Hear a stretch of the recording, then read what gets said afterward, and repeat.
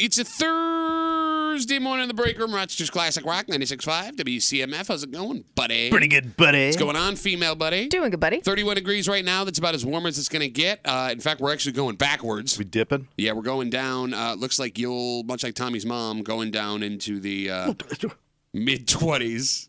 And again, we are not out of the 40s until Tuesday. Looks like a little bit of snow this weekend, possibly on Saturday. Right. Just a heads up. It's got to be a piece of that big storm that's a-coming. Yeah, big storm. It's going to miss us, luckily. I think it's just hitting the coast. You say every time we bring up a storm, you always say, I think it's just hitting the coast. Yeah, I think it's just the coast. It's probably just the coast then. Philly Metro. Okay. I'm going to need the listeners on this one. Yeah. What, not us? Well, I don't know if you guys have ever done this. Actually, Kimmy, you're more familiar because I think your husband does this. Oh, but okay. not to the extreme Cry. that one of our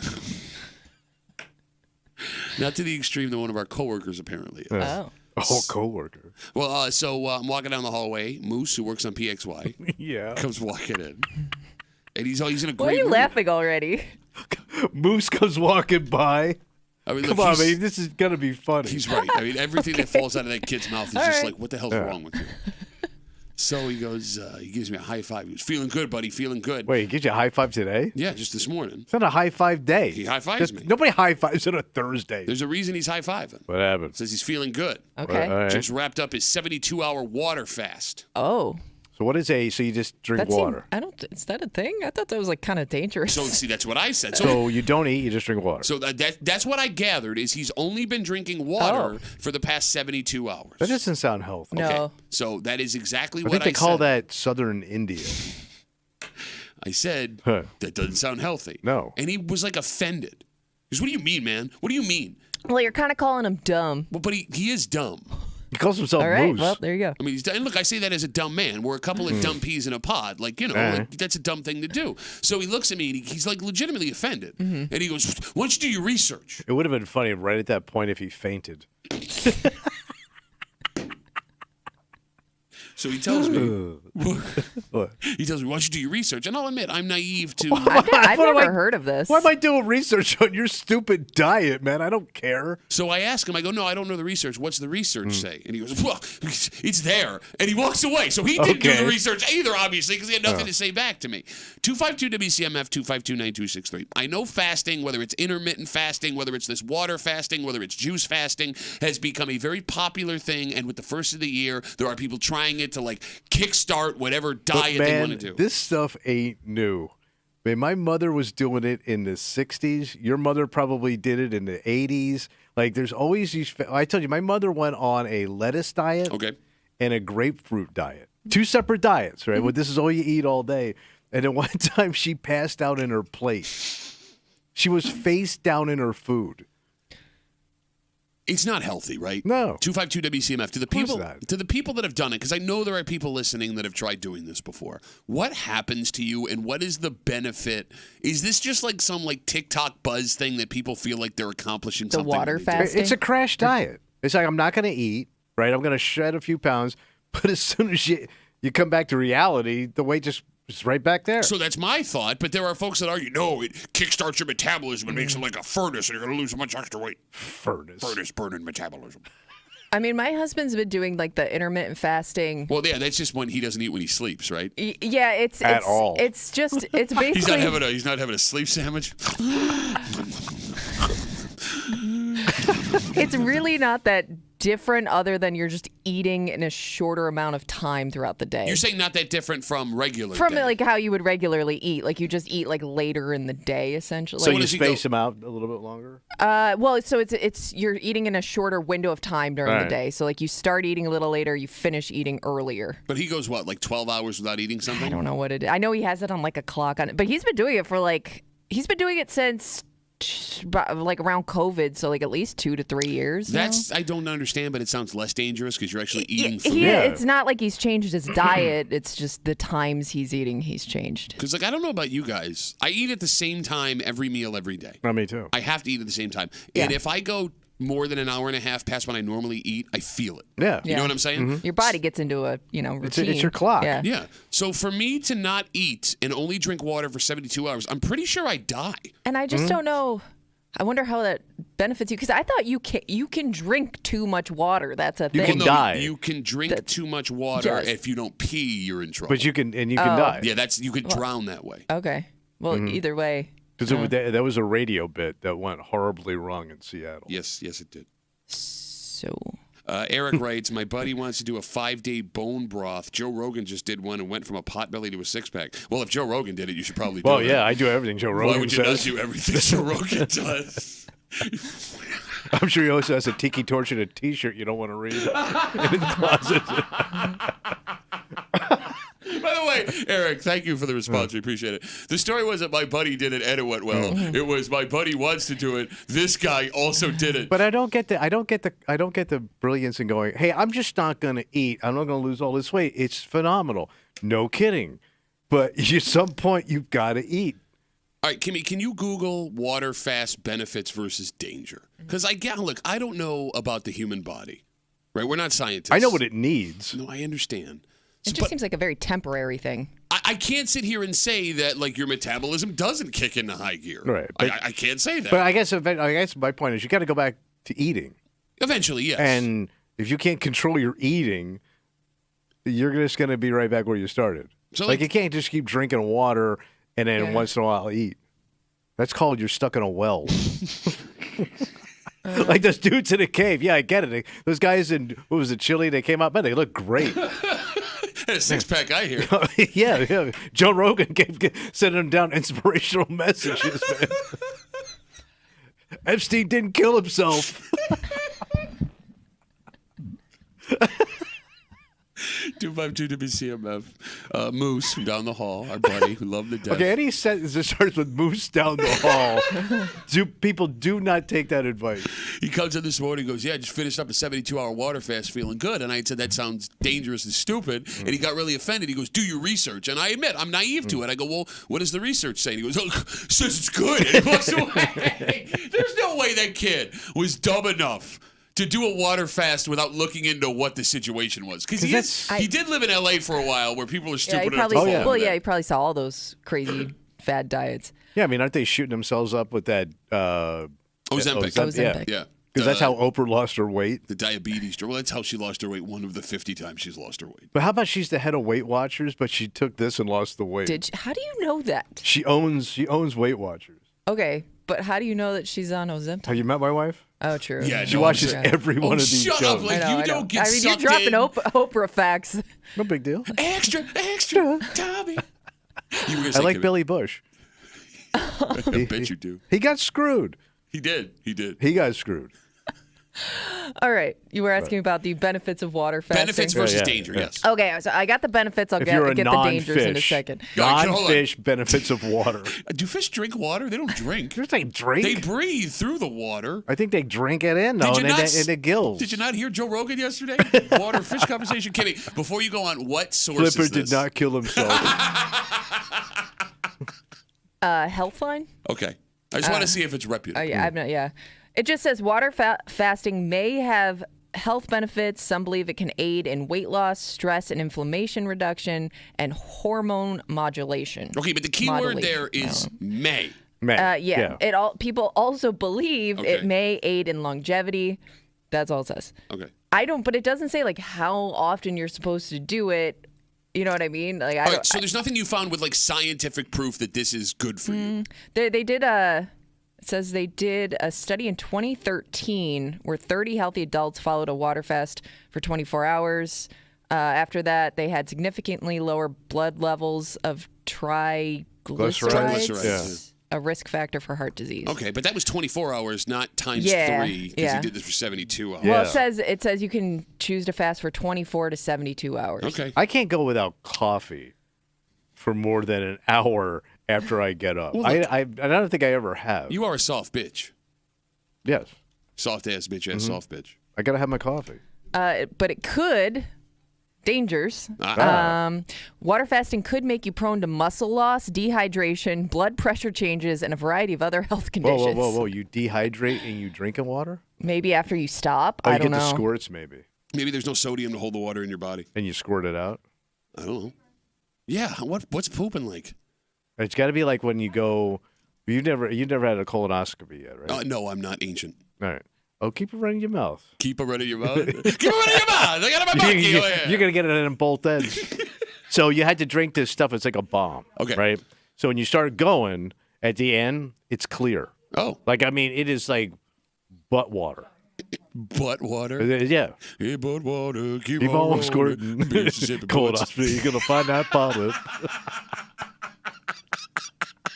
But yeah, like I guess it's like that because once you got nothing in your system, to your point, you're gonna just start squirting. Should I have asked him what his poop was like the last 24 hours? I bet you he's clean. He's got to be What are we clean. doing? Scientology now? He's gone clean? He's gotten clean. I'm going to ask him. What have you been pooping? Yeah, It's our new segment on Wednesdays. Where they pooping? What they pooping? 252 WCMF. All right, maybe there are folks that know more about this and experience this stuff. Again, coworker Moose just was bragging this morning. By the way, he's not a fat guy. No, I know. I don't know. Well, it may not be for weight loss. May just be maybe he wanted a refresh. I don't know. Maybe he's trying to get ripped. Yeah. Get a six-pack. Yeah. Let's talk to Joe. I'm sorry, Joe. He's on CMF. Hey, Joe, what's up, buddy? Hey, what's up? What up? Tommy, I loved your song, by the way. Thank you. Real quick, I just want to tell you about intermittent fasting. I've done it for a long time. There's a great book, Fast, Feast, Repeat. It tells you all about it. It's a scientific terminology called autophagy. Don't ask me specifically to explain it. You but called us! I mean, and the other thing is you don't just drink water. You could have, like, black coffee. You could drink green tea. Oh, my God. Greens. Well, you're talking about regular It's fasting, like I'm right? in Vegas. Not water. We're talking about water fasting. You're talking about just regular fasting. Yeah, I don't think I would just stick to water fasting. So what's your personally, dumps but- look like? When you do this, how are your dumps? Well, he doesn't do what Moose did. He does the intermittent fasting like Kimmy's But it's still husband. got to affect some dumpage. Yeah, I don't check my stool samples. Sorry, I don't Look really. down, Yeah, doesn't bro. every dude look to see what they Especially when I'm on a diet. I want to see what's going on down there. Still, yeah, you're doing better. It helps, All right. trust me. But right. Well, no, Joe. I mean, I get the intermittent try. fasting. That makes. I mean, look, I wouldn't do it, but it sounds like it's not dangerous. You're just waiting a little. You're not going gonna to pass out. Exactly. 72 hours with nothing but water sounds. That's wildly- prison. No, even prison, you get Yeah. 2 meals a day. Yeah, true. Even if you're in the hole. I mean, Oh, your mom was Gandhi there. did it. Oh, black Yeah. snake. I can't do that. That's all I got. Joe, great call. Thank you for calling us and telling us nothing about the thing you called us about. Don't ask me any Read the backup book. questions. Read the book. I'm I not am, reading I the am. book, Joe. Thanks for I'm the going to call. download it buddy. right now on Come my on, Kindle. read a book, Tommy. I am. Bye, Joe. Oh, yeah, let me tell you about this thing. Don't ask me any questions. It is wildly alarming. Was it? Well, with the way that Moose reacted this morning when I asked him, what He got does, offended. Yeah, but when I asked him Or what does defensive. the research say, Yeah. and he couldn't tell me, and then Joe calls up to tell us the benefits of this, and then goes, "Don't ask me any questions Right. about it." What people are willing to do to their bodies for the sake of vanity or what they think is health, when you haven't really looked into it. Yeah, true. Right? I mean, because I get as a kid, like if you're in your early 20s, you can do a lot to your body And I did. and not affect yourself, right? But as I'm getting older, Things catch up. and you know this more than I do, You got to pay the price, baby. and it's not even paying the price. It's like, what could happen to my body in this moment while I'm doing this stuff, Okay. right? You know what I mean? Like, God forbid you're at work, and like you said, you pass out, Yeah, right? right. There's going to get to a point where something happens to your body that's never happened before, whether you're doing something like this or not, and it's a very scary moment. I don't want to get behind the wheel if I haven't eaten in 72 hours. How about that? You're right, someone. Yeah, that seems dangerous. Driving to work 72 hours, no food. Jeez. All right, so you guys want to do a 72-hour water fast? Yeah. I'll start soon. Yeah. All right. We got a Dynamite. His butt has gone clear. Kind of breaking for you this morning here on CMF. It's Thursday. You know what that means? Oh, we're going to bitch it out, buddy. That's right, buddy. We got a Bitch Voice Theater coming at you just after 7 o'clock this morning. And I tried to warn you. I've been warning you guys for years. What's coming? Every man listening to this show needs to come back at 7 o'clock because you are going to get dragged to this new business that will be opening within the next year or two in the South Wedge. Oh, that thing, that church thing? Yeah, no, there's no reason for you to need to go here because you have a house and a bed in this town. But what they will have here has nothing to do with travel and everything to do with exclusivity and involvement and ooh, look how cool it is. Why women in America have fallen in love with this idea makes no sense. All right. And we, the men of the world, are the ones paying for it. Ouch. And this is going to crush in Rochester. It's going to crush. Right. Mark my words. And we'll tell you what it is just after 7 o'clock here in the break room on CMF, plus a whole bunch more. But first, Tommy. What's going on? Biggest game of the season is on Sunday. Oh, it's all on the line, buddy. Non-debatable. It might be the biggest regular season game the Bills have played of the McDermott era. And they say you want no distractions going into a big game like that. Yeah. Right? And I don't think there's any for the Bills. Bills are good. Yeah. Bills are good. Miami, on the other hand. Did you see what happened? Of course, man. And that reaction. Man, what a joint. God I thought damn. it was like a fake thing when I first saw it. I was like, no way. Well, man, they always say, right? Like the worst stuff happens to the best people. We'll get into it next to the break room. 96.5 WCMF.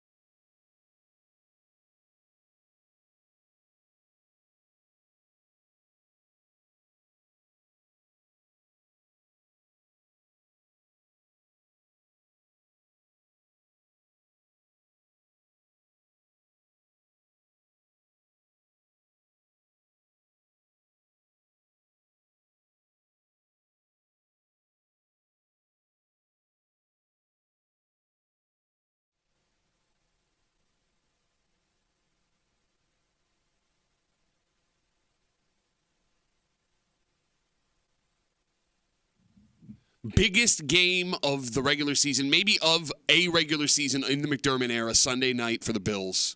Oh, sure. In primetime. Mm-hmm. And if you want to win this thing, ideally, everything goes smooth all week long leading up to it. All right. For the Bills, so far so good. No distractions. No, you got it. Right. For Miami, what one of their biggest stars is going through right now might be a problem for a while. A little bit. You're hanging out in the break room, Rochester's Classic Rock 96.5, WCMF, just after 6:40, 6:45. How would you like a dream vacation?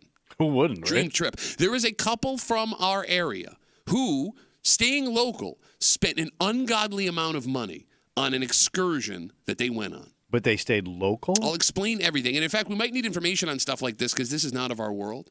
The problem is, when it came time to cash the check, What happened? we'll get into it just after 6:45 here in the break room on CMF. All right, for this game against Miami on Sunday, we know that the Dolphins are dealing with massive injuries. The injury reports came out yesterday. The Bills look pretty good. So, but the Dolphins all banged up. Bro, they had like 15 players on their injury report yesterday. Yeah, damn. So the players were in front of podiums yesterday telling the media, the Dolphins players, why they're not worried and how ready they are to play against Buffalo for the AFC East crown on Sunday.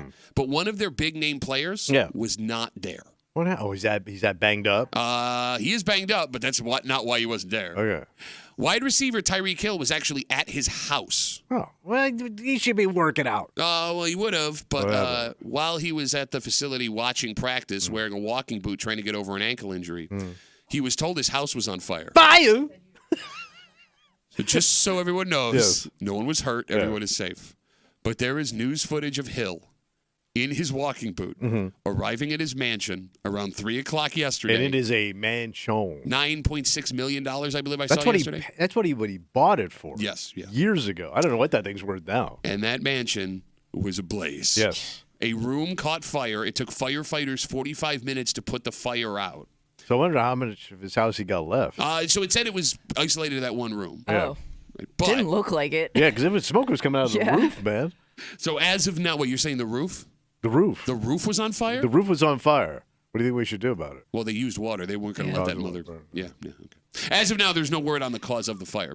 So first off, how do you not feel for a guy like Tyreek Hill in this situation? He's done so much for so many. When a good guy like him can't catch a break, what did Tyreek Hill ever do to anyone to deserve something like this? Now, is he married with kids? Yes, he just got married. He's got a lot of kids, and we'll actually get to that in a sec. All right. But taking Tyreek out of it, distractions before a big game are bad. Tommy, you would agree that your house catching on fire is a pretty big distraction. Yeah, a little bit. Does that hurt a player's performance before the biggest game of the season? So I don't know how tragedies affect the rich. Yeah. Okay. Like my house caught on fire, your house caught on fire. We got a massive amount of problems. Sure. But I don't know when you're that. I mean, I don't know how rich he is, but I mean, he's pretty rich. right. So, like, is this a big deal to him, or is like, yeah, we'll just fix it and move on? I don't have to. I got the money to take care of it. You have more to lose when you're in that position. He can buy more furs. You know, he owns some furs. Miami, And you need him? you're also No. dealing with the fact that everybody sees your house. Everybody knows your house is on fire. You know what I mean? Like, it's not just like a personal problem. Well, now yeah, there were everybody 7 knows about helicopters over your, that thing from the news Yeah. agencies of Miami and Fort Lauderdale. Like, there was so much So everybody's aerial going to be coverage. asking you about it. Yeah. So here's the thing. You're right. He can replace all that stuff. He's got the money. He's But probably it's still going to be in your head, yeah. Well, think about this. You and your family now have to find a place to live for a couple of days leading up to the most important game of the season. You can't just go AWOL on your wife and kids. Like, Right. oh, I got to go to practice. I'll see you later. Right? Like, I mean, this is a massive distraction Okay, so for you think this could affect him? I would think so. Plus Like, the ankle. well, look, I mean, like, there are sometimes, like, bad things that'll happen that'll inspire players to play better. Mm-hmm. But this isn't something you can really use as motivation. Like, I'm going to show that fire who's boss. Yeah, there's no hero moment here. You know what I mean? Yeah. Like, is the team going to rally around Tyreek and his $9.6 million mansion? Yeah, right. Let's do it for the property tax. So the other issue with Tyreek Hill and this fire at his house yesterday around 3 o'clock, everyone has now started speculating what caused the fire. Oh, Now, it is very possible, maybe even likely, that it was just an accident. a little faulty wiring. Sure, could be. I mean, there's nothing but good construction in South Florida. However, it also is important to point out here that Tyreek Hill has himself a past. There are awful things he's done, including the assault of his pregnant girlfriend. You can Google that. It gets worse than what I just when he said. was in college, right? Yep. There was another separate accusation of straight-up child abuse. Just a few weeks ago, 2 women filed separate paternity lawsuits for child support, both of them in the month of December. Didn't he also assault somebody on a boat? He slapped a man after. I forgot about that. Was over one. the To get summer. off the boat because it ate your boat? Yeah, but I don't know. You think the boat captain went to his house and set it on fire? No, but I mean, trouble seems to hang out with this dude. But you had said in the break that this story reminded you of another story, NFL story from the past. Yeah, Andre Rice and it was Left Eye Lopez, right? Yeah, so for those who don't know the story, if you're young, Left Eye Lopez from the group TLC was dating wide receiver Andre Rison of the Atlanta Falcons at the time. And he had a really swang joint outside of Atlanta. You got it. They got in an argument. She knew how much he loved his sneaker collection. She threw a bunch of his sneakers in a bathtub to set them on fire, and she set the whole damn mansion on fire. And that has led people to speculate. And again, it's just people talking that one of the women who have filed paternity suits against Tyreek Hill set his house on fire yesterday. Could be. Now, whether or not it's almost impossible that happened. He could have pissed off his old lady. Okay. He's married to. Well, they were all hanging out together, Yeah. like tragically looking on at the house. So that doesn't make sense. Yeah. But the fact that now people are even talking about that is also another massive distraction you're going to have to deal with leading up to this Bills game on Sunday. And on top of that, again, the most important week of the season, you need to find a place to live. You may need to get a bunch of new stuff for your family, and you need to be at the facility not only getting ready for the game, but getting treatment on your leg, hoping you're just able to go out there and try to go. And this is why, Sean McDermott doesn't have to deal with this stuff because that's a Miami problem. There's no fun Your in Buffalo. mansion is on fire, and you've had multiple. That's like a South Florida problem. Sure. Like I could see McDermott going, "Yeah, somebody took Josh's snowblower. We're going to get to the bottom of it." But we're ready for Miami. Like that's just not a Buffalo problem. Well, doesn't Josh Allen literally have a neighbor named Squirrel? He does. He Who saved saved him him for him, yeah. Who we learned, He took the dug him out tractor. of the snow. Yeah. It's a different type of neighborhood. Yeah, you live next to a guy named Squirrel the farmer. Yeah, you're right. 252-WCMF, 252-9263. Tyreek Hill, Dolphins wide receiver. He's already banged up, wearing a walking boot yesterday, wasn't practicing. Had to leave watching practice early because his mansion caught on fire. Millions of dollar mansion shows up. Helicopters over his house, live taping the whole I thing. hope he does a press conference. He's going to have to today. I know. I hope he does. So here's the other thing, and this is what bothers me, right? About Tyreek. Well, okay, we mentioned all about his past. Mm-hmm. So the Dolphins are the subject of the in-season Hard Knocks Yeah, series on HBO. for HBO Mm-hmm. this year. And there's been accusations. Have you heard the term sports washing? Yeah, that's what Saudi Arabia does. Okay. Yes, you Right? got it. It's when you take sports and use it to make someone who has done horrible things look much better. A good guy. And there have been accusations Mm-hmm. that not only the NFL in the last couple of years with interviews, but this whole series is sports washing the terrible person that Tyreek Hill is because he says funny things. He's a He's great charming. athlete. That's the problem is when you see They him. always are. Yeah, I know, but he is charming. He's funny. He's likable. Yeah, no, he's likable to some people. Just don't Google him. Ugh. But, that's what pisses me off here is he's going to go up in front of this podium, and there are going to be people like, oh, man. He's gonna be a poor- victim. Yeah, poor Tyreek Hill. Man, just can't catch a break, this guy. Because you know what he's going to do? What? He's going to pull the move too. What's the move? He's going to because if he has a smaller child, he's going to be holding that child while he does the press conference with his wife standing behind him. You might be right. Like what we lost. I don't But know. thank God he's going to do that. Thank God my family was safe. Mm-hmm. It's all material. God bless. You know, he's going to pull that move. I don't know. If he's at the facility, does he have the family with him? Why not? Oh. You got to sell it. Sometimes you see the players will bring their kids up for stuff. Okay, all right. But you got to sell it right now, you know. And one thing that kid can do is sell it. It's just funny, the side-by-side of oh, look what happened, woe is me. There's 2 women suing you for child support on kids that they say are yours that you're not paying for, right? Well, especially now, he needs a new roof. But those two things are not side by side. You can't be like, oh, this poor guy. I know. Also, look at these children that he may have made that he's not cutting checks for. But it does show you if you're successful, how much you can get away with. It is insane, man. It is If you absolutely win, insane.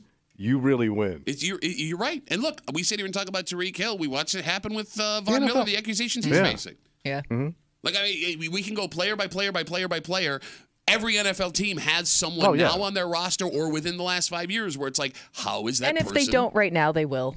Yeah. It's just one of those things. Doesn't seem like it's ever going to go away. Did you see the rumors that are circulating about former Buffalo Bills wide receiver Isaiah McKenzie? Oh, God, I forgot about they're that cat. weird. Okay, so he signed with the Indianapolis Colts in the offseason. He's been on that roster after getting cut in training camp for a couple of months now. A few weeks ago, while we were on break, he and a teammate were not only released from the team, their lockers were completely cleaned out. Yep. And the accusation from this is that The Colts? Yeah, no, because he's denying this happened, and there hasn't been anyone to prove this. He killed a bald eagle, is what people are saying. He says it didn't happen. That was when because he posted that first. That was where I first saw him denying killing a bald eagle, and I go, "What was this a joke? Like, How what did he kill- is that an accusation? Well, he just I've blew it out of never the seen sky? that before." He says it didn't happen, and there's nobody that can give details on what Well, went there'd down. be a dead eagle somewhere. Well, right? you can get rid of a dead eagle pretty easy. All right. But, like, it's weird that I'm dying to know what happened with that franchise. Because they also... How that whole rumor started. They or also... whatever it is, yeah. They have a tight end that was just accused of domestic violence. The next day after he was arrested, he was at practice. Oh. And the team released a statement, we're investigating. That guy got to stay. Whatever the hell Isaiah McKenzie and that other teammate did, they were kicked off the team And that's not immediately. even tied into the bald eagle, right? Yeah, we don't know. Well, no, we don't even know if the bald eagle was the reason. That's the rumor. That's Okay, all circulating. right. But yeah, the other guy had nothing to do with that. He was Right. arrested for a But he's domestic violence also charge. cleaned out. No, he's still there. Oh, the I domestic gotcha. violence charge guy was not immediately All right. released. Isaiah McKenzie and this other guy were, That's what I mean, that other guy. and we don't know what they did. Oh. It's weird, man. Yeah. Like, what's the line? Like, domestic violence accusation, you could stay. Potential bald eagle shooting, you got to go. OJ's still in the Ring of Honor. Right? He's still allowed in the stadium and watch the games. 252 WCMF 252-9263. Tyreek Hill's house is on fire. Woe is him. Let's talk to Jim. Hey, Jimmy, what's going on, buddy? Nothing much, but sorry to flash back, but it definitely, sports washing is definitely going on. If you remember back to Ray Rice, it wasn't allegations. I mean, it was straight up on camera. You got the video, yeah. Yeah, but they ran him out of the league and banned him basically forever. And now these guys are getting away with it, and they're doing, 60-minute specials on how their life is being railroaded. Okay, so there's a couple of things here, Jim, and actually that Ray Rice story took a very strange turn. Was that the one in the elevator? You got it, the elevator. He was the running back for the Baltimore Ravens. So Ray Rice, there was video of that. Oh, so yeah. you can't change anything when there's video there. There's nothing you can say I didn't do. You watch that horrific incident happen. However, Jim, over the weekend, and this ties into the Dolphins too, while Miami was playing in Baltimore, you know who their legend of the game was? Ray freaking Rice. No. Wait, Ray Rice? really? Hand to God. Google it yourself. They brought him back and No honored kidding. him over the weekend. You're kidding. I swear. Oh, no, it's funny. to You also God. have Ray Lewis on that team. Yeah. You and Ray Lewis. You got two Rays. Yeah. I mean, Jim, even Ray Rice, with the video that exists and what went down with that, was brought back to Baltimore and honored over the weekend. Yeah, but I'm willing to bet he would have rather had 2 more years in the NFL. Yeah, you're probably right. But I mean, the Ray Rice thing also was a situation where he was on the decline. And I know it sounds crass when I say that, but that's how these franchises look Yeah. at it, right? Tyreek Hill can help me win. Ray Rice can't. I'm Right. done with you, and I'm going to make it look virtuous. Where this one, hey, he's a good guy, though. He's a good guy. Right, it all comes down to money. Jim, thanks for the call, buddy. Have a good rest of the day.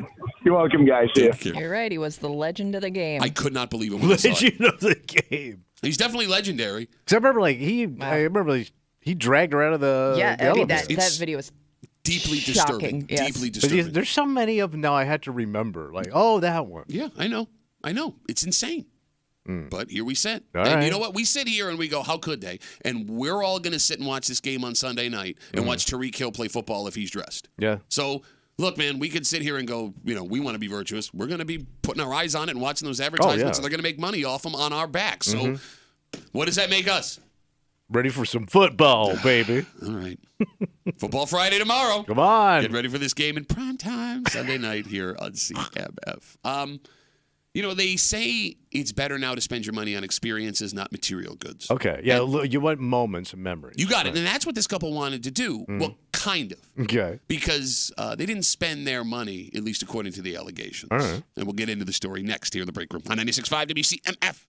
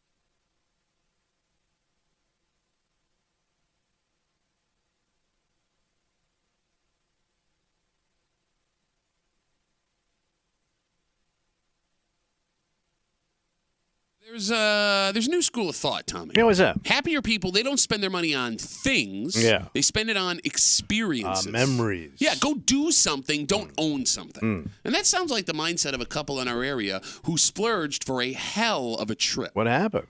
Well, they would have splurged if they had the money in their account, Oh. according to police. You're hanging out in the break room. Rochester's Classic Rock 96.5. WCMF, just after 7 o'clock. It's Thursday. You know what that means. Oh, we're going to bitch it out, buddy. That's right. First Bitch Voice Theater of the Year coming at you in just a second. And I've tried to warn you guys, all men listening, about this for the last 2 years. And it is now finally shown up in our backyard. Oh. And I am telling you, I'm going to say 70% of men listening at some point will be exposed to, if not this that is opening in the South Wedge, something similar to it. Because for whatever reason, women, our wives, our girlfriends are sucked in like it's some homing device to these stupid, pointless places to sleep that are uncomfortable and not fun. And this business that is opening in a historic building in the South Wedge is going to crush at the expense of every man that is forced to go. Damn. We'll tell you what it is just after 7 o'clock here in the break room on CMF. This story comes to us from Ontario County. What happened? Well, a couple in their early 40s, they're from the southern tier. They wanted to do some hunting. And Tommy, it turns out there are businesses in our area that will supply you with a hell of a hunting excursion. Okay. So this couple cut a check for $30,000. The hell they hunting, man? Bankers? Well, bro, it was a business in Manchester that gave them a guided hunting trip. And based on the story, it sounds like the trip was in that area. Wait, for $30,000? Now, look, I could be wrong because the article was written in a confusing way. The phone number is 252-WCMF. Can you spend $30,000 on a local hunting excursion? The only guys I know that spent money like that were like rich guys that go overseas to hunt. That's what I thought. Like they go to South America, they go to Africa. Like places it's like you're a probably safari. not supposed to go. But no, I mean, they cut you like licenses and things like that. Like you have like handlers and stuff. No, the way that this article was written be here made it sound like this business had property where these people went for $30,000 and they took them on a hunting excursion in our area. But I could be wrong. 252-WCMF, does this exist? Well, is it a one-time thing or is it you could go throughout like the hunting season kind of thing? It sounds in the story like they took them on like a trip. That was a guided hunting excursion. So the couple, according to the story, wherever it happened, sounds like they went on the trip together and had a great time. So it did happen. It did happen. All right. And good time was had by everybody. So what's the problem? Well, except for the company who took them on the trip. Because you see, when the trip was finished, the company went to cash the $30,000 check, and it bounced. Oh, my God. It's my sister. The couple has been arrested. They've both been charged with grand larceny and forgery. They have paper. Court appearance coming up. Okay, so right off the bat, first question. Why did the hunting company wait till after the trip to cash the $30,000? And by the way, I would be suspicious if I got a check. Okay, maybe I don't know. Maybe it's an old school business where they don't want. Think about how much would be taken out of a credit card fee on a $30,000 transaction. Oh, true. But like you would just transfer the money, even, right? I guess you could. But that would. So the check bounced. The check bounced. I mean, oh God. To your point, like $30,000 sounds like an exotic trip. Yeah. So for this company to take these two people on this excursion and not make sure they had the funds. I mean, like they didn't even get a deposit up front. I don't want to sound like I'm victim blaming here, but what are you thinking? Not cashing that check before you hand them a rifle. But I think you would go half up front. That would make sense. Unless maybe they did. Unless this was more expensive, they put down a 20% deposit and $30,000 was on the back end. Oh my God. So the second thing I want to talk about here, there is a valuable piece of information missing from these allegations. Which is? So if they're true, and the couple cut a check they knew they couldn't cover, there is no debate to be had. These people are criminals. Okay. However, haven't we all, at some point in our lives, had money set aside for something, and then it got snapped up before we were able to spend it without us realizing it? Like something went wrong where you needed to spend that money on something else. Or like your mortgage came out and you forgot that was the day, or like a bill that you sent months ago, somebody finally cashed the check. Like if one of them didn't know, the other spent a bunch of cash before the check was supposed to clear. But that's a lot of money. Yeah. Well, it doesn't say that all $30,000 wasn't there. It says that the check bounced. It said there was insufficient funds. funds. But it bounced enough for them to go to jail. Well, yeah. I mean, unless it was a significant amount that came out from another thing. Look, I mean, I don't know what the situation is here, and maybe these people are straight-up scam artists if the allegations are true. However, if it was a situation where money was taken that they didn't expect to be gone, you do have to have a little sympathy for these people, right? I guess, but the fact that they went to jail tells me differently. Well, but arrested. But They you're were right. arrested. Like there was a medical emergency, something like that. Sure. I mean, like, who hasn't had a dream thing or a trip they wanted to take or an amazing toy they wanted to buy, and you wanted it bad, and you pushed your bank account right up to the Every I'm gonna vacation. figure out how to make this work. Right. Every vacation I've ever taken. That is every vacation. Like, if you could pay by vacation by check, everybody would bounce that check because you're going to spend more on vacation than you thought you were. They Like, would need more cruise ships. I mean, I guess it's possible if the allegations are true, this was an honest mistake, and you just don't have the money to cover it. All right. And at that point, you're still technically bouncing the check in insufficient funds. But you had enough extra cash in your life To go out and do it. to go shoot an animal in the ass and get for $30,000. Like, that's high rolling money, No, you man. ain't kidding. That's double high on the hog. And then you get to shoot the hog. So, Kimmy, I know we had a couple calls. Did anybody say there's anything like this in our area? Somebody did call and say he knows that like you could go like west of here, like out west, and that's about what you would spend on a certain hunt. But he wasn't familiar with anything like locally. Like, there aren't like hunting places that import animals that Like could exotic animals. yeah, that could survive in New York but wouldn't live in New York. But I could shoot a tiger. Well, no, that would die immediately in the snow. No, but I mean, no, they're Siberian tigers. They live in Well, the you snow. didn't say Siberian. Duh. No, but you I think like you you would would- have to shoot an exotic animal. And I would think like it would be unusual. People would be spotting unusual animals. That, Well, no, you would have They'd like be like in a private land sanctuary. you own. Yeah. Yes, thank you. Like oh. Montezuma, but not where you could kill. Right. yeah, that seems cruel. No, I'm not saying it's good. I'm saying I'm just asking if it exists. I've never heard of it. Like, can you bag an elephant? In New York? I don't think you can shoot them anywhere, but can you? I No, don't know. I don't know. Can you go to Africa and get a permit to kill an elephant? I don't. I don't think Based on those commercials, no. What commercials? The ones where they want Seems you to like save the that's- elephant because they're poaching them. Well, look, I mean, and they there's, take the tusk. but there's two sides to every story. I There's- know, I There's the know. save the elephant story, and there's the shoot Let's all the go shoot elephants. some elephant. For $1 a day, you can shoot an elephant. Take his tusk. 252 WCMF. We're talking about this couple from the Southern Tier. They cut a check for $30,000 to a business in Ontario County to go on a hunting excursion, the two of them together. They went on the excursion. Everything went fine until it came time to cash the check. Yeah. Police say the check bounced. The pair have been arrested, charged with grand larceny and forgery. Maybe the forgery charge tells me there was no chance this was All a right. mistake if the allegations are true. So I remember there was I think the country duo was called Big and Rich. yeah. And one of those dudes was out, and he went to some fancy place to shoot some kind of like bear. But it's like one of those things where you're going to kill a bear. Like, we got bears for you to, like, we're going to push the bear's ass. And he got busted for it. Okay. Because he was like, yeah, I shot this bear. And they're like, yeah, it was on a leash, bro. Like, they were tugging it out. Yeah, but we saw you buy the circus tickets. I mean, the thing probably had colon cancer, was on his last legs. But there was like places like that where rich guys can go where they got the animals for you to shoot. You don't have to track them far. Okay, so to that point, 252 WCMF. Let's talk to Jim. Hey, Jimmy, what's going on, buddy? What's going on? Yo.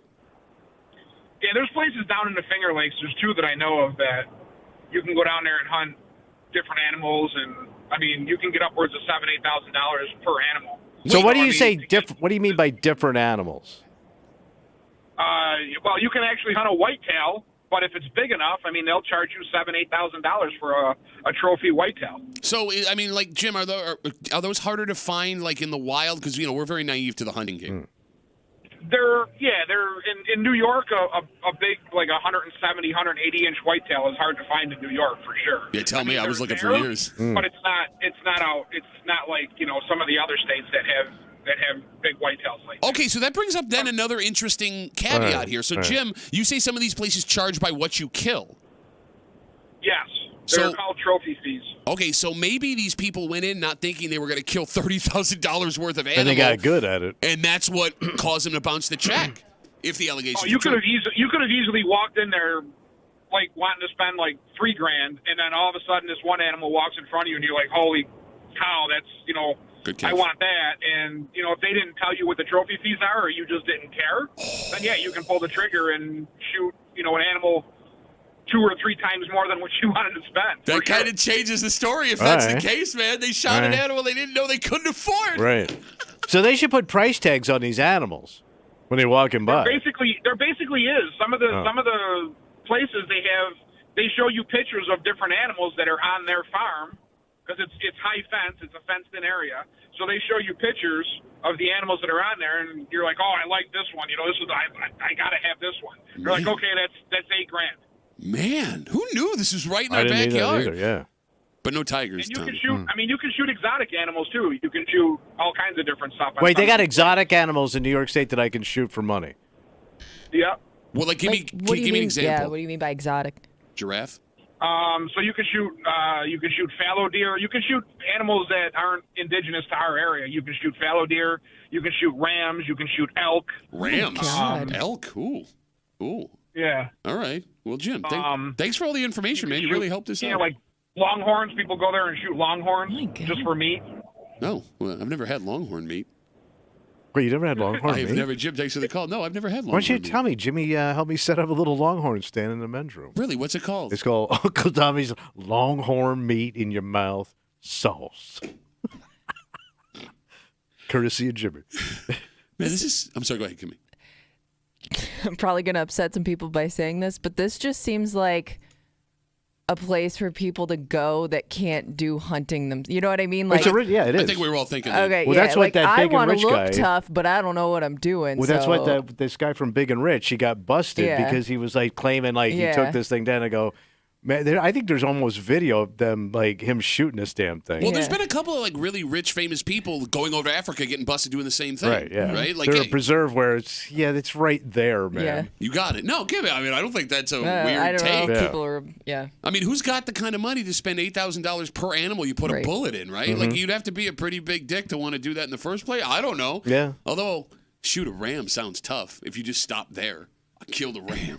In But an if you- enclosed area. Yeah. So you don't say that part. But you're not, George Eastman, in the 1900s shooting this Well, we stuff. don't know how he Yeah, I was did going to it say, either. to be fair, like that guy, you look at George Eastman pictures of him, he doesn't look like a guy that knew what he was doing. He may have been going to these places. All right. You think it's easy killing an elephant?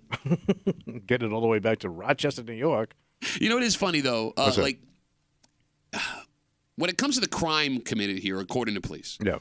there is an argument that this is the stupidest thing you could do. It's also the argument that it's the most brilliant thing you could do.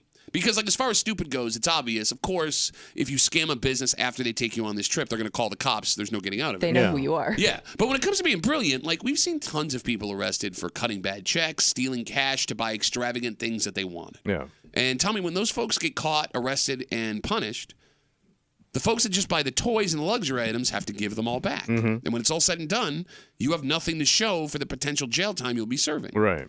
These people, if they're guilty, don't have that problem because they got the trip and they have the memories, The experience. the pictures, the good times. The bragging rights. If they're guilty of the allegation, sure, maybe they're going to face massive punishment, and there's no debate what they did was wrong. Yeah. But it won't be for nothing because you can't take the memories away. Right. I mean, it's wrong. But it's a better bad decision. Yeah. Like, you steal money and buy a Ferrari, you get to drive the Ferrari for a little while, it's over. Yeah. You steal money and have an experience. You'll always have that story to tell in your cell. You got it, buddy. All right, let's take a break. It is Thursday. You know what that means. Oh, we got to bitch it out. That's right. First Bitch Voice Theater of the season coming at you. And gentlemen, I warned you. I tried to warn you for years and years and years. You all laughed at me. Oh, this weird thing. I don't know what this is. Well, now it's right in our backyard. Well, you have gone to a lot of these. Yeah, You're the only more person than I know. anybody I know. Yeah, that has multiple experiences at this particular thing. Well, my wife loves these, but it's because she got on this train early. And now that they're becoming more accessible to everybody, and the proof of that is there is one now right in our Well, backyard. they're turning more things into these. Things. Exactly. You will all be like me. Because, Kimmy, I know you have friends that love doing stuff like this, too. Not really. You got busted friends, though. I think that people I know prefer newer, nicer, Okay. rather than Old Yeah. school. I'm going to make a prediction. Upwards of 70% of men listening to this show are going to be in the same ass predicament that I've been in for the last couple of years. And it's all because this business that is opening up in the South Wedge is going to crush because you women, for some reason, love spending a ton of money on uncomfortable, stupid vacations. Yes. And we'll get into it next to the break room on 96.5 WCMF.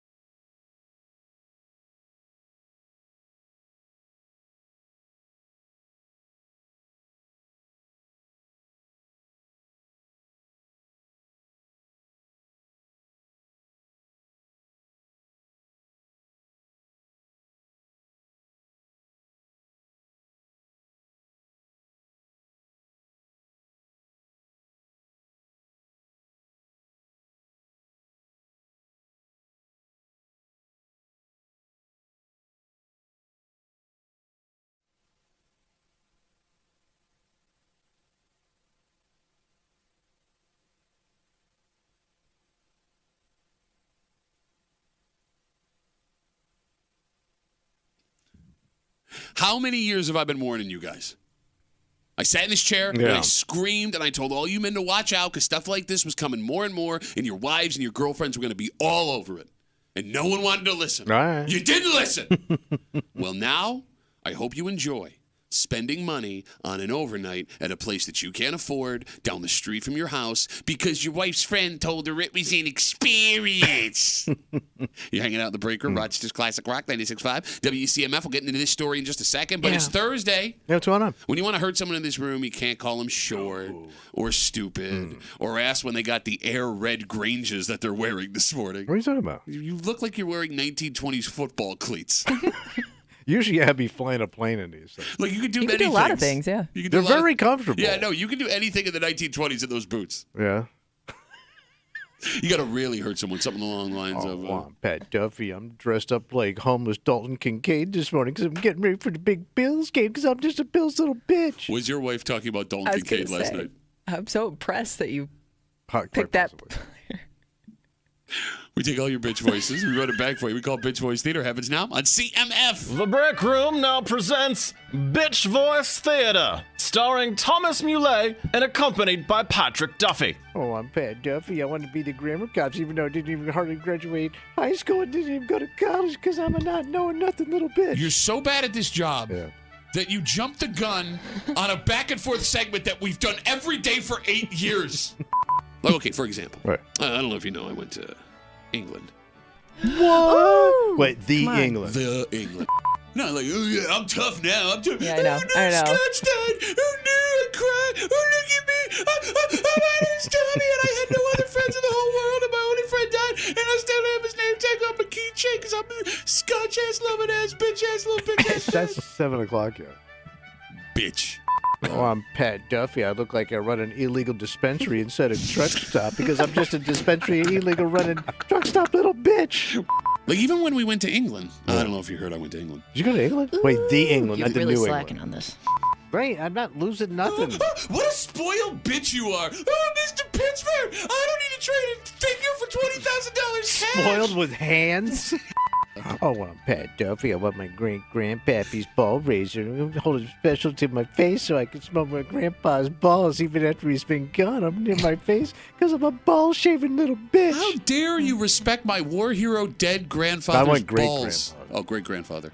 And that concludes this rendition of Bitch Voice Theater. Tommy, are you familiar with the Cavalry Street Andrews Presbyterian Church? Is that one church or many churches? I think it's one Is that church. Church Long name. Row? No, I am not. So it's in the city of Rochester, more specifically, Avril in the South Wedge. All right. Now, for a while, the church has sat vacant. But soon, it will be vacant no more. So they get new religion now? No. This is not religious in any way. Oh. Over the weekend, plans were announced to turn the church into a hotel and banquet hall. Wow. Wait, and banquet hall? You got it. Damn. It will be called the Hotel St. Andrew. Folks will now be able to spend time at a boutique hotel in the South Wedge. So what's interesting about this story, developers had to get approval from all sorts of historic and preservation societies thanks to the building status as a historical landmark. It's weird that you don't have to ask God, though. Well, maybe they did. You don't know. All right. I got all the permits, God, so back off. So they got all the local ones. They're just now waiting on the federal government to give them the okay. That's how apparently All right. significant this building is. So this is going to be a big thing for weddings, obviously. Oh, yeah, I think with that's... with the hall. Making it a venue, yeah. It makes sense, right? But when this happens, past the weddings and the bar bat mitzvahs and the quinceañeras and whatever graduation parties and everything that happen at these places, there is going to be a cool new spot to spend the night in the city. And I'm going to say this. What's up? I tried to warn all of you. I tried so hard for like 3 years, but no one wanted to listen. Well, what's going on? So this business, this boutique hotel, when it opens in the South Wedge, is going to crush. It is going to be unbelievably successful. Because if there's one thing I've learned over the last few years, it's every woman loves staying at expensive for no reason hipster hotels that are in buildings that are uncomfortable and weren't designed Especially to be hotels. this one, because I don't know. I get like an old house. I don't know how you turn a church into like multiple room facility. You know what I mean? Because the church is such an open area. Sure, yeah, I hear you. They're going to do it. I mean, it's like, Well, it's kind of remember got washing my face like it's a sink like an old baptism bowl or something? So I was looking at You're going to burn your face. pictures of it. It's kind of got like an extension on it a little bit, so maybe that's where like you make. But the it is going to be rooms and then- weird. You're right. Yeah. Okay, my wife lives for boutique hotels like this, and she hears about them from her friends, and she wants to go stay at those places. And here's the ass kicker. Here's the ass kicker. I know there are guys that hear what I'm saying right now, and they're laughing at me, thinking, I have no reason to spend the night in the South Wedge. Yeah. I live here. Right. Therefore, my wife will have no reason to want to go do this. Well, listen here, dick. Yeah. It's not a vacation. Like I said, if I can still watch Channel 10. You're right. You're absolutely right. But the brilliance of these boutique, hipster hotels and bed and breakfasts. You don't stay there because you need a place to stay in that area. You stay there only to stay there. Because there's no real experience, though. Oh, no, the experience is, wow, look at this place. Wow, they have croquet on the lawn outside. Wow, there's an innkeeper that will tell you historical things about the building. Wow, they're going to serve you breakfast with everyone else that is sleeping in the hotel right now. It is the worst, dumbest, most pointless, I hate it so much thing that I can't get out of. It's boring. It's just boring. It's I know we all do boring things. Like everybody has something boring they do that they love. This is like taking all those ideas and shoving them into one room. The phone number is 252-WCMF, 252-9263. I know I'm not the only man that has experienced one of these places. I need you gentlemen to back me up and help these other men. Whatever you do, guys listening, you need to ensure your wife does not find out about this place. If her friend goes and stays, you need to make up lies about that friend so they're not friends anymore, so she doesn't hear or talk to that friend anymore. Because, Tommy, it's past the point that it's boring. It's unbelievably boring. Unbelievably boring. It's also uncomfortable. Yeah. The beds are uncomfortable because they make them like old school. Every room has a furnace in it, the room's either 20 degrees or 140,000 degrees. It looks like your grandma's room. Yeah. Right? So, like, you're getting romantic with your spouse or Well, girlfriend. and in a church on top of that. Yeah, you're going to have sex in a church? Is that what you're going to do? You burn in hell? Well, if you're legal. Can't have sex at a Just church? married. Legal? That's Did true. you try and say married? Because legal is not, that sounded different than that's what you were trying you're to say. Well, you're a legal couple. How old are you? Want to come to the church? You've done this. Yeah, multiple times. And the last one I did, we went to see my wife wanted to go down to where she went to college, so this is a small town, right? So we get one of these places, and I remember getting up in the morning, and it was like there was a room to eat, and I'm dying for coffee, right? And it's one of those little towns. They ain't got a Dunkin' Donut, they ain't got a McDonald's. This is the smallest goddamn town with a college I've ever seen. They got nothing. Okay. It's freezing cold out, so I need coffee. I go downstairs. Oh, they're open. Oh, great. And I sit down. The gal comes over, and she goes, "What can I get for you?" And I said, "I'm going to do some coffee first, and one for my." Well, the pot's not up yet. What do you mean? She goes, "Well, I got to set that all up." Well, you're open. The lights are on. I had to wait an hour for a cup of coffee. In a house where there's somebody there to give you that Coffee, stuff. but they had one of these things. Like, well, not there yet. She kept saying, "We're not there yet." So what do I do? You have to sit there and have a conversation with that woman. No, she leaves. Oh, she left you to There's sat nobody there? else up yet because I get up early. So it's 6:30 in the morning. It's pitch black. It's freezing cold in a town that doesn't have a Dunkin' Donuts or nothing else. And I'm just looking at my phone. And my wife can sleep in. So I got an hour to kill. Just looking at nothing. It's weird, though. Like, you're built for boutique. I am. Like, you look like you live at a boutique hotel. If you were to write an autobiography, it would be called Built for Boutique. Maybe I should put it I on the will calendar. say, you keep saying, like, you got to keep your wife's friends from telling her about this, but you also know some pretty pretentious dudes that will tell your wife all about staying at these types of places. Not my friends. Not my friends. Well, people you know. Okay, people I know, not And my some of friends. somebody else's friends. 252 WCMF. We're talking about this church in the South Wedge. It is the Calvary St. Andrew's Presbyterian Church. It's on Avril. It has been closed for years. Well, they now want to make it into a boutique hotel and banquet hall. And they've got all of the permits locally because this building is historic to do this so the building can stay put but be something else. They're just waiting on the feds to do it. And I know people say this sounds like a really stupid idea. It's going to be the most successful business in the South Wedge. Could be. There is this now new cottage industry that's becoming bigger and bigger of taking places that aren't hotels, making them all hipster and cool, charging you unbelievable amounts of money so you can stay in the most uncomfortable area you've ever had in your life. And again, you don't stay there because you need a place to stay. Sleeping in this place is supposed to be the vacation. Yes. And it sucks. And it sucks so hard. And every single little town in the Finger Lakes has one of these places now. I hope it at least has a bar in it. No, because even the bar sucks. It's like, but at least hey, I can get a drink. Would you like a gin? And I'm going to put in a grass thing, and then there's like smoke, and I'm going to have to I'm wearing suspenders for some reason, and I'm going to talk to you for 15 minutes about where this gin came from. Do you know they make it in Asia? No, shut up! Shut up and give me a drink! Give me a drink! Oh, I hate it so much! Ah! All right. Well, off you go. Shut up. Oh, you're going too, man. We're going to be spending the night there together. You want to do a couples overnight at the Calvary Church? Tommy in a robe. Kitty, you have no interest in. You're the only woman I know that has no interest in this. I guess not really. Okay. I don't know if this is just a me thing or what, but like old things freak me out. Like if I know. I see you staring at Tommy every day. Like if I'm in like an old like museum or building, like I can only stay there so long before I get like, I don't even know if it's creeped out, but I need some fresh air or something. Really? I don't know what it is. Old things creep me out. All right, would it freak you out? Because, like you brought it up, Tommy. Like some of these places were like at one point old hotels. Yeah. Some of them were like mansions that they converted into hotels. This is not. You said it's a church. Kimmy, would it freak you out spending the night in a church? I think that's part of it too. Yeah. But here's the other thing, because I know it's like sacred to people, or at least was at one time.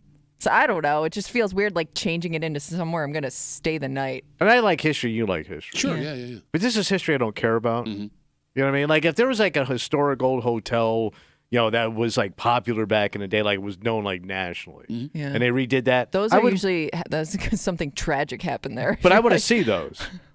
You know but would you want to stay there? Oh yeah, like if I could go to where they shot The Shining. Okay. Yeah. That's an historic place where something happened there. Like I'm familiar with it. Yeah. There's historic buildings and hotels that just have a history to it that's super cool. I'm all for that.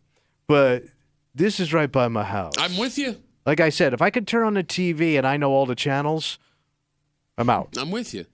What's going to be interesting is when they do this construction and turn it into a hotel, this church in the South Wedge turning into a boutique hotel, the more church-looking they keep it, the better it's going to do. Yeah. But the weirder it's going to be sleeping inside, right? And again, you would think they're going to keep it as much church as possible. But it's impossible when you got to make rooms. But that's what makes it unique. I'm saying like from the outside. Yeah. Like, the outside they'll probably keep it the same. But no, there's still going to be. I mean, you would still have to have that church theme throughout the building to keep the.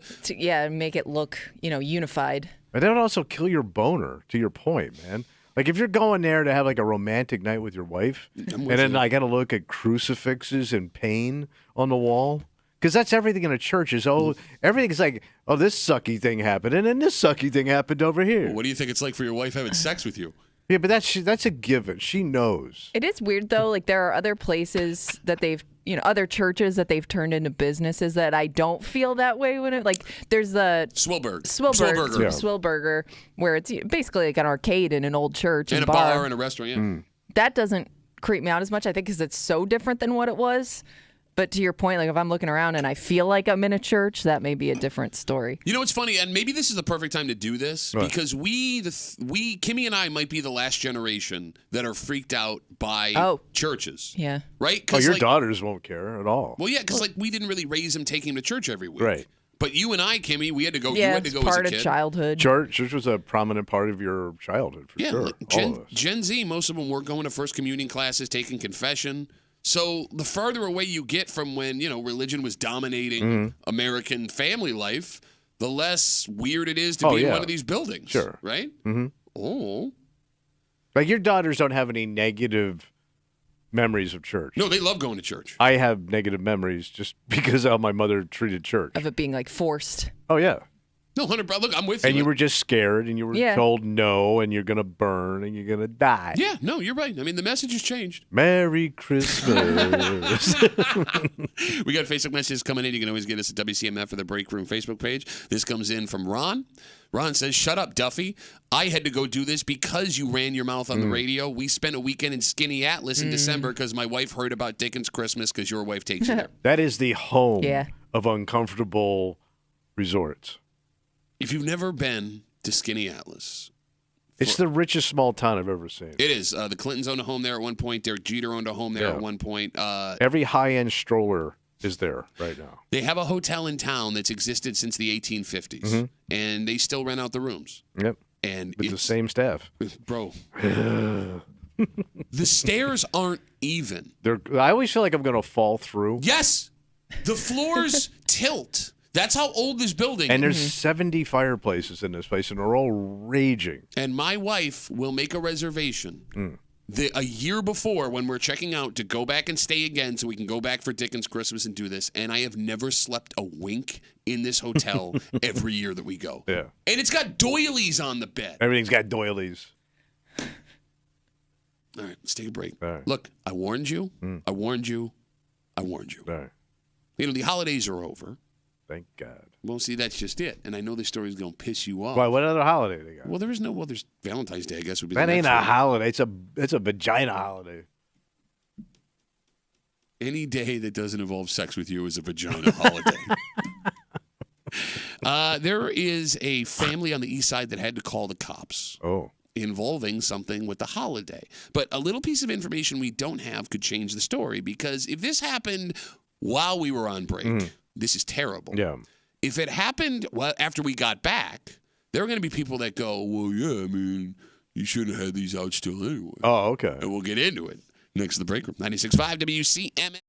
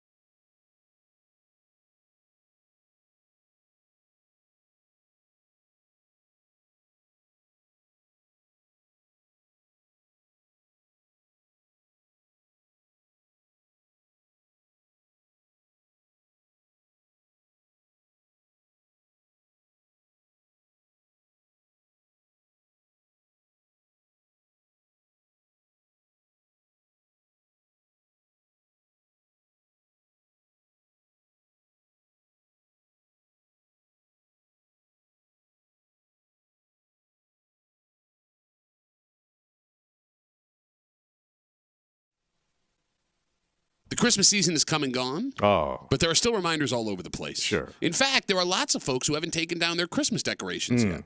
And that's where today's story begins. What happened? Because this person seems to like the way these things looked. But someone else, Tommy, not so much. Okay. You hanging out in the break room, Rochester's Classic Rock 96.5, WCMF, just after 7:45 this morning, Bills Dolphins' biggest game of the season on Sunday. And the media finally got access to both teams yesterday to start asking questions. Okay. And, you don't want to give any other team bulletin board material.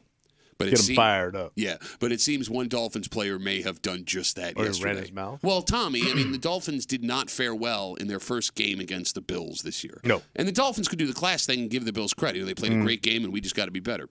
But that's not what he said. Okay. He's got a great reason why they lost that first game in Orchard Park. And we'll tell you all about it just after 7:45 here at the Break Room on CMF. Also, you can watch the show live. Watch us talk. Go to the Odyssey app, WCMF.com, or YouTube and Twitch. If you're going to YouTube and Twitch, you can get us the Break Room WCMF. Just search that. You can subscribe. We'll be right there for you every single day. Watch the show live, our beautiful faces. So many ways to be disappointed. That's right. And the only non-disappointment of the whole thing. What's that? The live stream, all of it brought to you by our good friends at Three Heads Brewing. So they're picking up the tab. That's right. Three Heads Brewing, proud sponsors of Disappointment. This story comes to us from Penfield. The Monroe County Sheriff's Department were called after a homeowner noticed sometime between 3 a.m. and 5 a.m. an unknown person cut the Christmas lights that were hanging on a bush of theirs outside. Okay. Why are you laughing? It's my dream, man. It's your dream. Oh.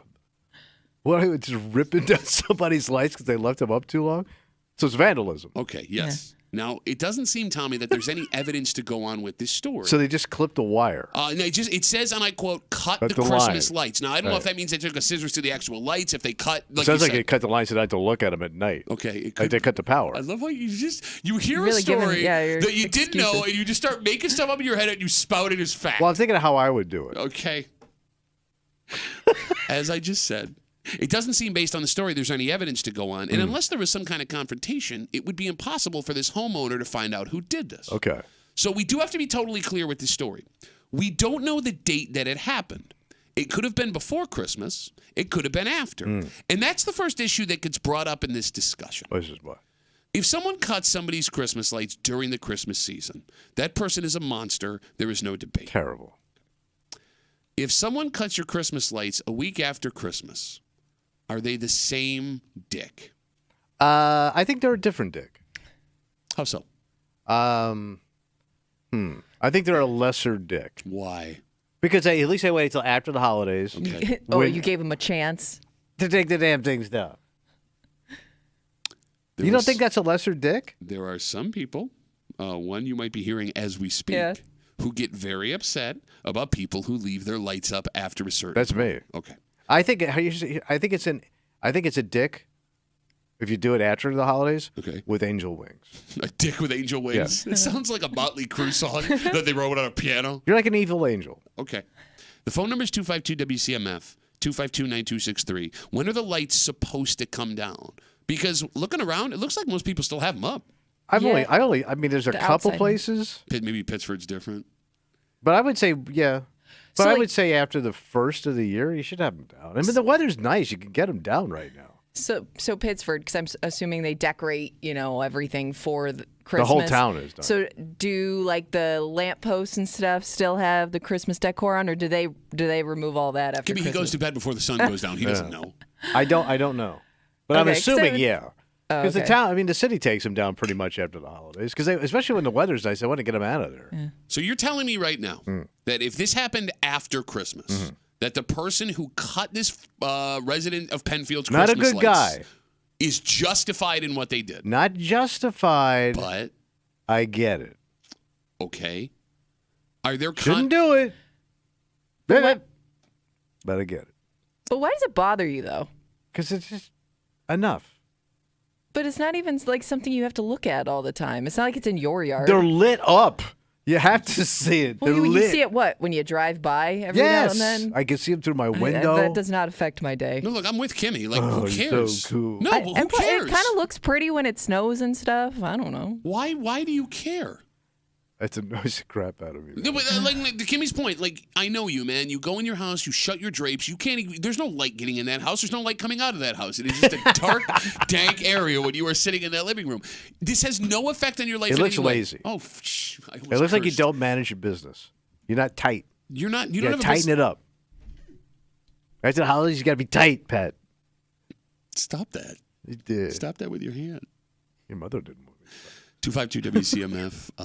The Monroe County Sheriff's Department called to a home in Penfield after the homeowner noticed sometime between 3 a.m. and 5 a.m. an unknown person cut the Christmas lights that were hanging on their bush outside. There are no suspects. It doesn't look like there's any evidence to go on. It's like espionage and stuff, you know? Like spies cutting a line. What, you got them coming down on wires? Yeah, it doesn't sound like it. 'Cause they had to like sneak up, go all stealth with some like wire cutters. So no matter when this happened, Yeah. if it was before Christmas, after Christmas, if we look at what we have here, you have someone cutting these lights in the middle of the night. Mm-hmm. You have no suspect. Doesn't sound like there's a video. No nothing. And let's be real. It's not like Christmas lights on a bush would be like super expensive, right? No. Okay. They're cheap. Would you even call the cops if this happened at your house? No. Because I know they're not going to do nothing. Well, okay. What can they do? You said that about your house, Yeah. your wife's house getting broken into, and they found the guy. I know. But this is really hard to catch. And we even have cameras. Yeah. And I don't, well, maybe if we caught him on the camera, but I don't. If it's a kid, especially, if it looks like a kid doing this, I'm not calling a cop. If your wife says she wants to call the Are cops, you kidding me? would you try and talk her out of it? Yeah, it's not going to go anywhere. Okay. All right, let me ask you a question. Yeah. Because you, for as much as you hate Christmas lights, you're the one in this room that puts out by far the most decorations. Yeah. Front and backyard. And you do it early too. Yes, I do. So it's okay to do it super early, but you can't leave them up after a certain So time. here's the rule. Okay. My wife says I can put them up when the weather's nice. Okay. We turn them on day after Thanksgiving. I still got to look at the deer in the back, whether it's lit up or not. I still got to see it. Well, you're not going to see them at It night. just seems lazy to me. No, you're not handling your business. Hold on. Hey, honey, Pat says you're lazy.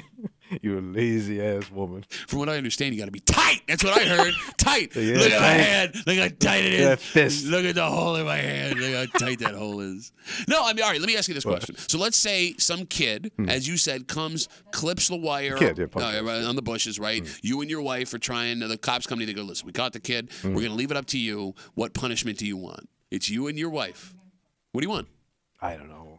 What can you do like to a kid? All right, let's say they can cut him loose with a scary warning. Oh, yeah. They can give him 20 hours of community service, or they can put him in lockup to like scare him for the I'm weekend. not locking a kid up. You're with your wife. What happens? I don't think she would want to. I don't know. I don't know. If your wife wants him locked up to scare him straight, would you argue with her? Yes, I'd have to. I have You to. are, you are so full of crap. One, you're a coward, and two, you hate people stepping on your lawn. So here's the thing, like with my wife, she's got like some stuff that have like significance to it. Okay. You know, so if anybody messed with the history ones, and I'm not making this up, we have some like she's very sensitive about because she's had it for a long time. Right? Okay. Yeah. Stuff that the kids have made. All right. That gets displayed. If anybody touches any of that stuff, she wants the chair. And you wouldn't argue. Child with her. electrocution. You would, and you wouldn't argue with her. I'd have to. Okay. But then I would get electrocuted, so I don't want to do that. 252 WCMF 252-9263. Folks, we're waiting on hold. We got Facebook messages coming in. Let's talk to John. Hey, John. What's up, buddy? Hey, good morning. Always enjoy the show, guys. Oh, thank you. I just wanted to give you an important fact that some Christian faiths, like the Russian Orthodox, they celebrate Christmas on January 7th. Ah. They go by the old calendar. So definitely a dick move for sure. Up to January 8th, they should be able to leave it up no matter what. Okay, I'm going to ask an ignorant question. I don't know if you have the answer, John. Do Orthodox religions normally put, like, lights out? Because when I hear Orthodox, I think normally, like... Old school. Yeah, like straightforward. Free electricity stuff. No, like plain. You know what I mean? Yeah. We do. I'm Greek Orthodox, and we Oh, love yeah, but you Christmas Greeks do like everything big everybody. and shiny. I went into a Greek Orthodox church one time. I thought I was in Vegas. All right, so, I'm sorry. Go ahead, John. I don't think that. Sure, of course, back in the Old Testament, they didn't have lights, so no one did it. But it's part of everybody, you know. All right, so John. Yeah, but didn't you have to bring in like all your sacrifices after the first? You bring in all the goats. John, like, how long do you keep your Christmas stuff out for? Like, when are you done? We there's also a Saint John that's celebrated on St. John the Baptist was celebrated on January 2nd. Okay. Leave them up to then. We try to leave it up till then in our Christmas tree. Have you had any issues with your neighbors that got pissed off like Tommy does?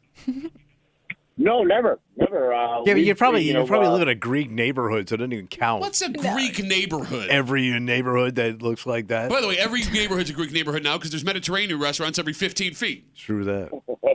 John, thanks for the call, buddy. Have a good rest of the day. Hey, thanks for the time. You too, guys. There goes Orthodox John. Yeah, you are assuming that everybody's done celebrating at a certain point. That which, makes you intolerant. I wouldn't jump to those conclusions. Well, who moved? I didn't know Christmas was like movable.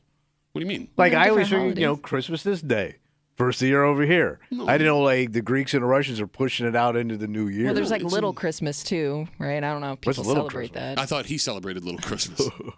No, I mean it's just an arbitrary day. Yeah, but I thought we kind of like figured it out. How? Like, Black Friday, Easter Sunday. I don't remember reading about Christmas Black Friday morning. in my theology classes. Yeah, and then Christ said, go to Best Buy, wear cleats, and step on a guy's neck. Like, what are you talking about? We got Facebook messages coming in. You can always get us at WCMF for the Break Room Facebook page talking about this house in Bedfield that had its Christmas lights cut. We don't know the date. If it happened before Christmas, no argument. The guy's a dick. Tommy is saying if it happened... He gets a pass. Yeah, it's a bad thing, but an understandable bad thing. I get it. If it happened when the lights should have come down. Rachel writes us on Facebook, Christmas lights can stay up all of January. It's still the winter season, and they are more winter lights than they are Christmas lights. Okay, what's an angel or a... Well... Oh, I'm sorry. You don't want to... Angels don't belong on regular days? No, they're done. You only need angels so long, and you're done with them. You need an angel every day you can get one, man. So to her point, keep them up all winter then. I'm kind of with her on that. You don't leave them up all winter with the slushy brown crap showing up. Well, no, but that's just it. Like winter after Christmas, especially in Rochester. So dank. Dreary, sad. I need some lights to cheer me up. Yeah, but why not add color to Look how cheery I am now. Yeah, Bush. It's so bright. Like I think seriously, down here they used to put like the big snowflakes. Yeah. And I always thought that looked nice all winter. Like I never really associated that with Christmas as much as I did like the winter season. I'll even take it a step further. Why not keep some of the outdoor Christmas stuff for a little while past the lights, like the events? Like if they did the Rock Holiday Village once a month through February. That would still crush It kind of loses its appeal because you're not in the holiday mood anymore. Now you're just a drunk in the snow. More of you're a just market. A douche, igloo douche. Drunk in the Snow is my favorite Ribs Arkansas song. Drunk in the snow, them lights gotta go.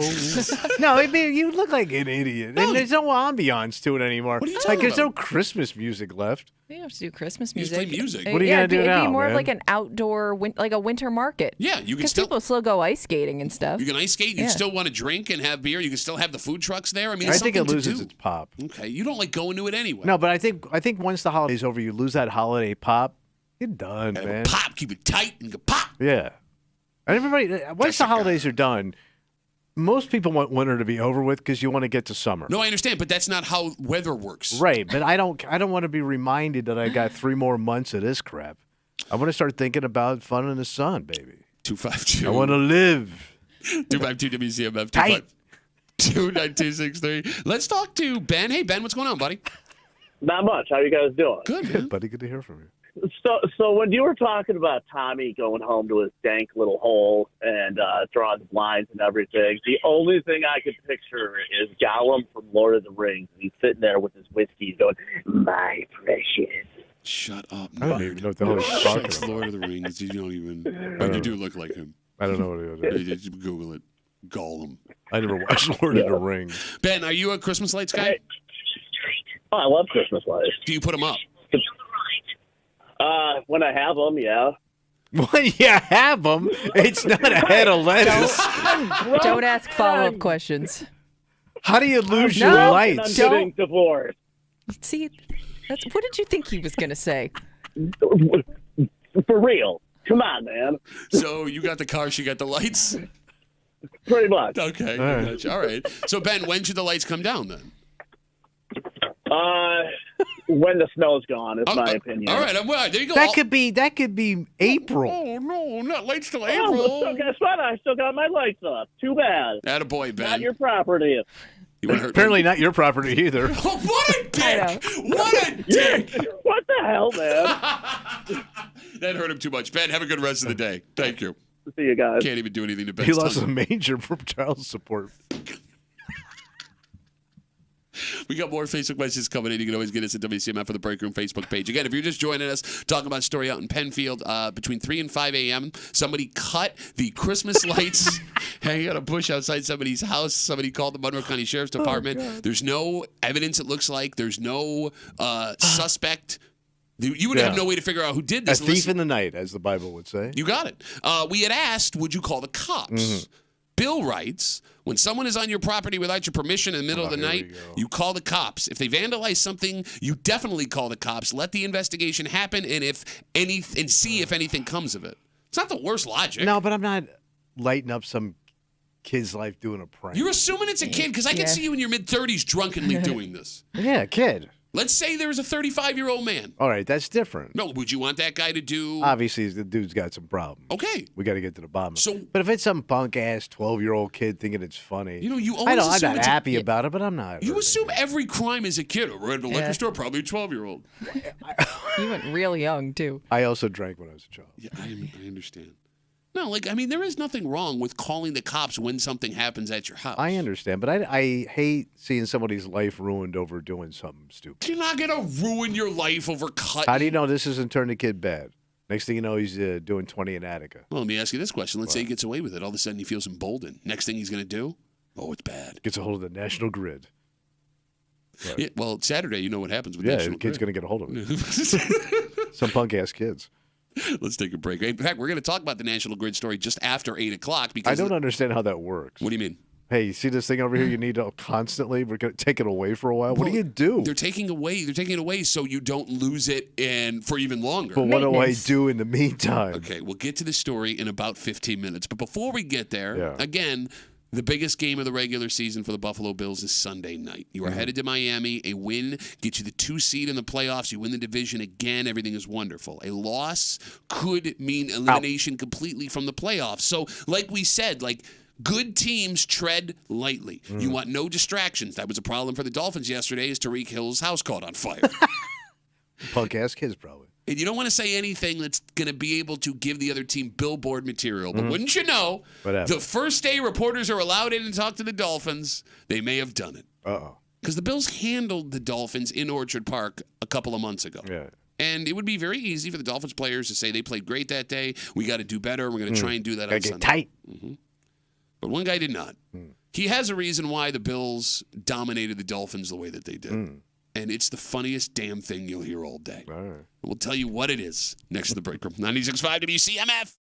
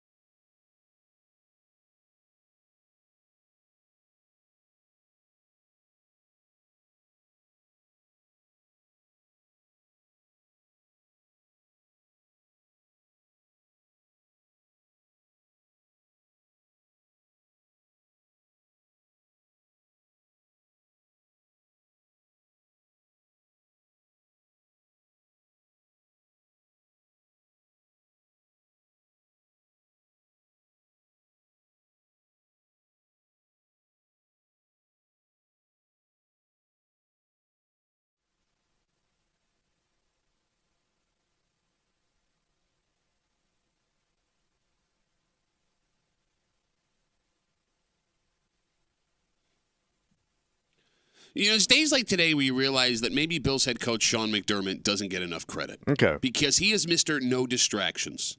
He talks for 10 minutes. He doesn't say a damn thing. Low key. You got it. And it seems the entire roster he's had since he's been here buys into that. You never hear Bills players running their mouths about opponents or saying anything out of hat. And then you look at the opponent for Sunday because everything is riding on this game. Yeah. Everything. So the last thing you would want to do is say something to piss off the other team. True that. But it seems someone in Miami may have done that. What happened? You're hanging out in the break room. Rochester's Classic Rock, 96.5. WCMF. Just after 8 o'clock this morning, Tommy touched on it a second ago. What did I touch? There are several towns in the greater Rochester area on Saturday who are going to need to find something to do for about 9 hours. Which is a ton of time to go without this thing. Okay, look, man, if they don't do it now. I know. But it's still like, I would not want to be these people. We'll tell you what is happening and what they'll be losing all day. Yeah. Just after 8 o'clock here in the break room on CMF. So we talked this morning about how yesterday the distractions have already started for the Dolphins before this must-win for the division game in prime time that you can listen to Sunday night, 8:20, right here on 96.5 WCMF. Tyreek Hill's house caught on fire. Went up in flames. But even before that happened, yesterday was the first chance for the media to talk to both Bills players and Dolphins players about the upcoming matchup. Okay. And Bills players went out and they did the usual, we're going to play hard and it's just another game. Yeah, every game is a must-win game and this, that, and the other thing. Nothing. Wins are hard in this league. One Dolphins player, however, took a different approach. What did he say? Javon Holland, is he's a safety for the Dolphins. And let's remember, when the Bills and the Dolphins met first this season in Orchard Park, the Bills beat them 48-20. 6 touchdowns, 2 field goals, 414 yards of total offense. The Bills only punted 4 times. And that was a game Miami was coming off scoring 70 points against the Broncos. When asked what the Dolphins were going to do differently and what the Bills did to dominate them so thoroughly in Week 4, Javon Holland said they didn't really do anything. The Bills didn't do anything? Bills didn't really do anything. How'd that happen? He had a reason why the Dolphins performed so poorly, the defense. Quote, what do we need to do better? Probably win the game. Last game was just earlier in the season, so we were still trying to learn the defense. Okay, but you beat somebody the week before by, 70 points or something? Well, they scored 70. The offense did. Also, it's an interesting thing to say that they were still learning the defense, but now they got it when the Ravens just hung 56 points on you 4 days ago. Yeah, I forgot about that. Yeah. By the way, he went on. He was asked what he saw from the Bills in their blowout win in Orchard Park. And again, this is the perfect time to compliment Josh Allen, to compliment the wide receivers, right? Quote, it wasn't anything too crazy. We moved past it. We fixed what we needed to. I'm looking forward to playing them again. It's going to be a fun game. There's a lot riding on it, but it's just like any other game. Why would you say these things? Why? What are you doing? Yeah. What are you doing? But that's Miami. That's Miami running its goddamn mouth. And a town full of people that run their goddamn mouth. Like you should. Like that's the moment where you are overly complimentary of every single Bills offensive player. But it's not a humble town. And again, I would think that Miami, especially after the way last season ended, you go the opposite direction of what you did before. Thank you. What did they say? If it's something about it being too cold for them, it's just, or no, I wish it were colder. Yeah, that was the t-shirts that he had made. Yeah, I wish it were colder. Yeah. And they got beat. Talked so much smack before that game. And then when they were coming to Orchard Park earlier on this season, the Bills were favorites in their own house, despite the fact that the Dolphins had a better record and had just blown out the Broncos. And they wore T-shirts with an emoji that was like, I'm confused by this. Okay. I forgot about that too. They made sure they were photographed in these T-shirts complaining about the point spread. And they got blown out to the point where when Josh scored one of his touchdowns, he did the emoji face in the end zone back to the Dolphins. Like, you're right, Kimmy. They do this over and over and over again, and every single time it costs them. How do you not learn your lesson? I don't know. Again, you're not coming off a victory. We're still learning the defense. You gave up 56 points. 56 points. Look, man.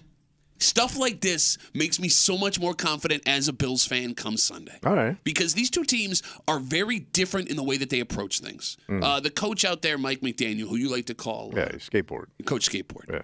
Right? He walks around with this, as the kids like to call, swagger. But he's supposed to be like this new age guru type of coach. He's figured out the new method, man. He's definitely unique in terms of like just the way he handles himself on the field and stuff. And some people love it. Some, people are, they hate it, especially like the old school crowd. It's cute till it don't work. But that's the problem, is he runs his mouth, and when it's working, it's fantastic. When it ain't working, you have the ability to go, hey, man, what the hell are you doing? Right. And he lets his team run their mouths, and it looks great until you get to a point where it's not working. Kind of like a Rex Ryan vibe, right? Like big players love him. He's skinny Rex.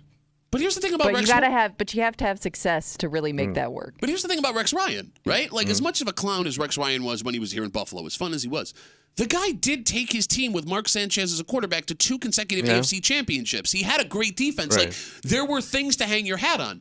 What do the Dolphins have to hang their hat on right now? Nothing yet. Under Mike McDaniel. Yeah. You lost a playoff game in Buffalo last year after you collapsed down the stretch. You had the ability 4 weeks ago to seize the number 1 seed. You went 2-2 over the last 4 games, and now this game is for that seed. You collapsed again. Yeah. That's your MO. So where is this confidence and swagger coming from? And like you look at what Buffalo has done the last couple of years compared to Miami, and I've said this for the last couple of weeks, saying I had no worries that the Bills were going to win this division. The Bills are battle-tested. They are iron. They know how to handle themselves like professionals, where it seems the Dolphins are the exact opposite. There's too many distractions, man. You think it's the distractions? They can't focus. I'm telling you, look at all these towns that have fun. Okay. Like a lot of fun. Okay. For young guys with a lot of money. I think it destroys them, especially nowadays. The Los Angeles Rams won the Super Bowl 2 years ago. Bro, but that was a team like you put together quickly and won a Super Bowl. Okay. And what's happened since? Well, they also had to. They couldn't afford to pay anybody else after that. Right, but nobody's there anymore. But you could even hold a town in Los Angeles, and I don't know how long you're going to hold a town in Los Angeles, even with this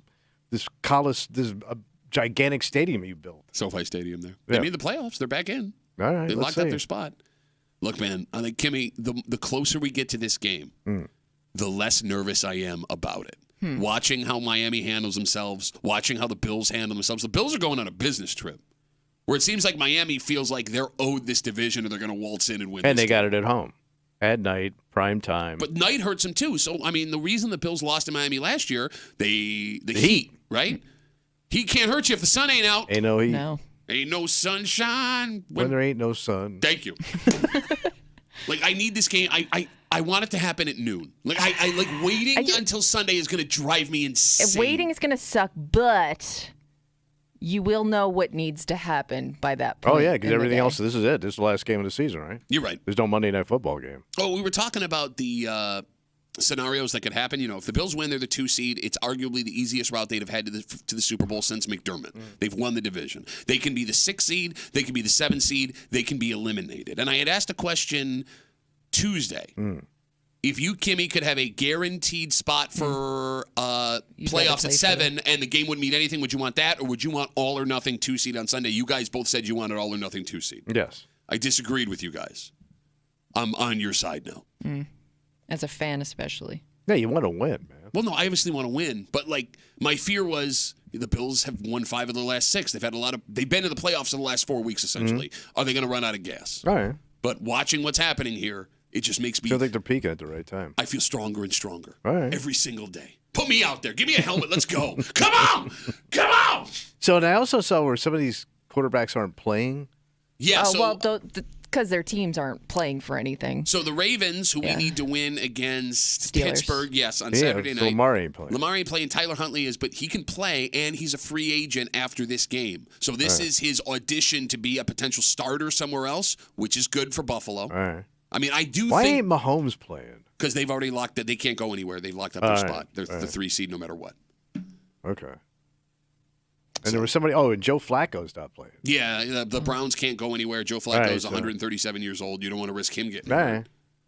So not a lot to watch before this game if some of these guys aren't even playing this weekend. There's 2 games I know I'm watching this weekend. Watching? I'm watching the Steelers and Ravens because if the Steelers Who is lose... the Ravens back yeah, but the Ravens... Tyler Huntley. Oh, yeah. I don't want to watch Tyler throw a football. I need that game, man. Well, who do I need to win? We need the Ravens. How are they Yeah. going to win without no? Did you not hear what I just said? They're not going to win with a backup named Tyler. I think they in win. the history in the league. I think he beats the Steelers. I think Mason Rudolph turns What's back the other into a game? pumpkin. We need Jacksonville to lose to Cleveland. All right, with no Flacco. Cleveland, yes. Yeah, without Flacco. Yep. All right. But that defense is amazing. They're good. Trevor Lawrence, the quarterback for Jacksonville, still banged up. All right. This is going to be insane. We'll see. This weekend is going to be insane. And let's not forget, when it comes to the Steelers game, if they lose that game to a backup quarterback, it would be the ultimate revenge of all time. Because in 2004? Oh, who doesn't remember 2004? 2005, one of those 2 years. Yeah, one of the. I actually like both of those years. It was Drew Bledsoe's first season in Buffalo. Oh, I remember that. Yep.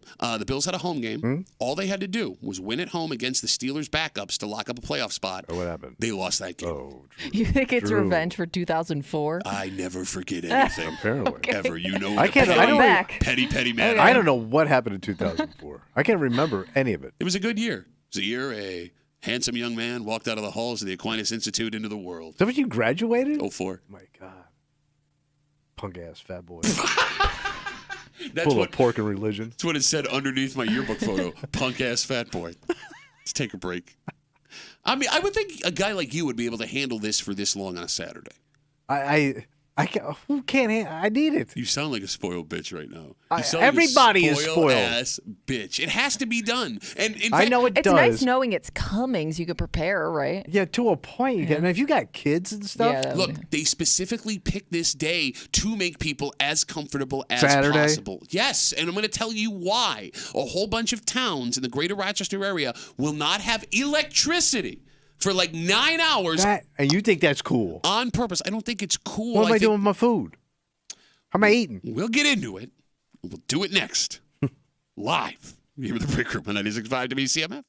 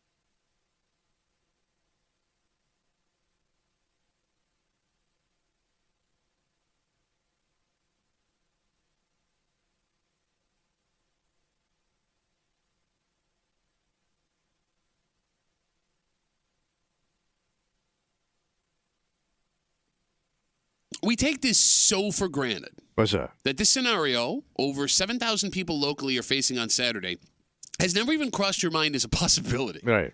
When you flick a light switch, that lamp comes on. Mm-hmm. When you want to watch TV, it's there.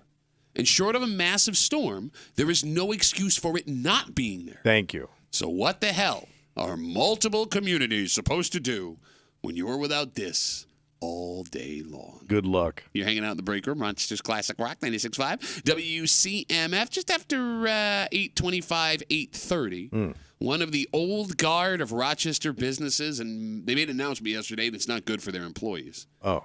As bad as this is, there is a little bit of a silver lining in this story. Okay. Because despite the fact that this company is nowhere near what it was, and it's going to be even smaller in a couple of weeks, we don't really need them anymore.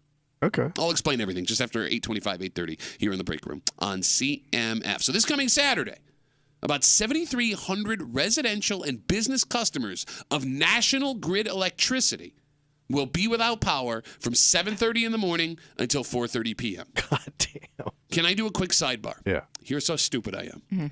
I've lived in this town my whole life. I thought everyone that could hear our voices was RG&E. But yeah, but remember, didn't they break some of that stuff up I did not know that. at some point? I thought because like other players came into the market, Okay. and they forced them to like do this. That's- Like you got to choose or some stuff. That sounds like a thing. I was unaware that was a thing. I don't really pay attention to it.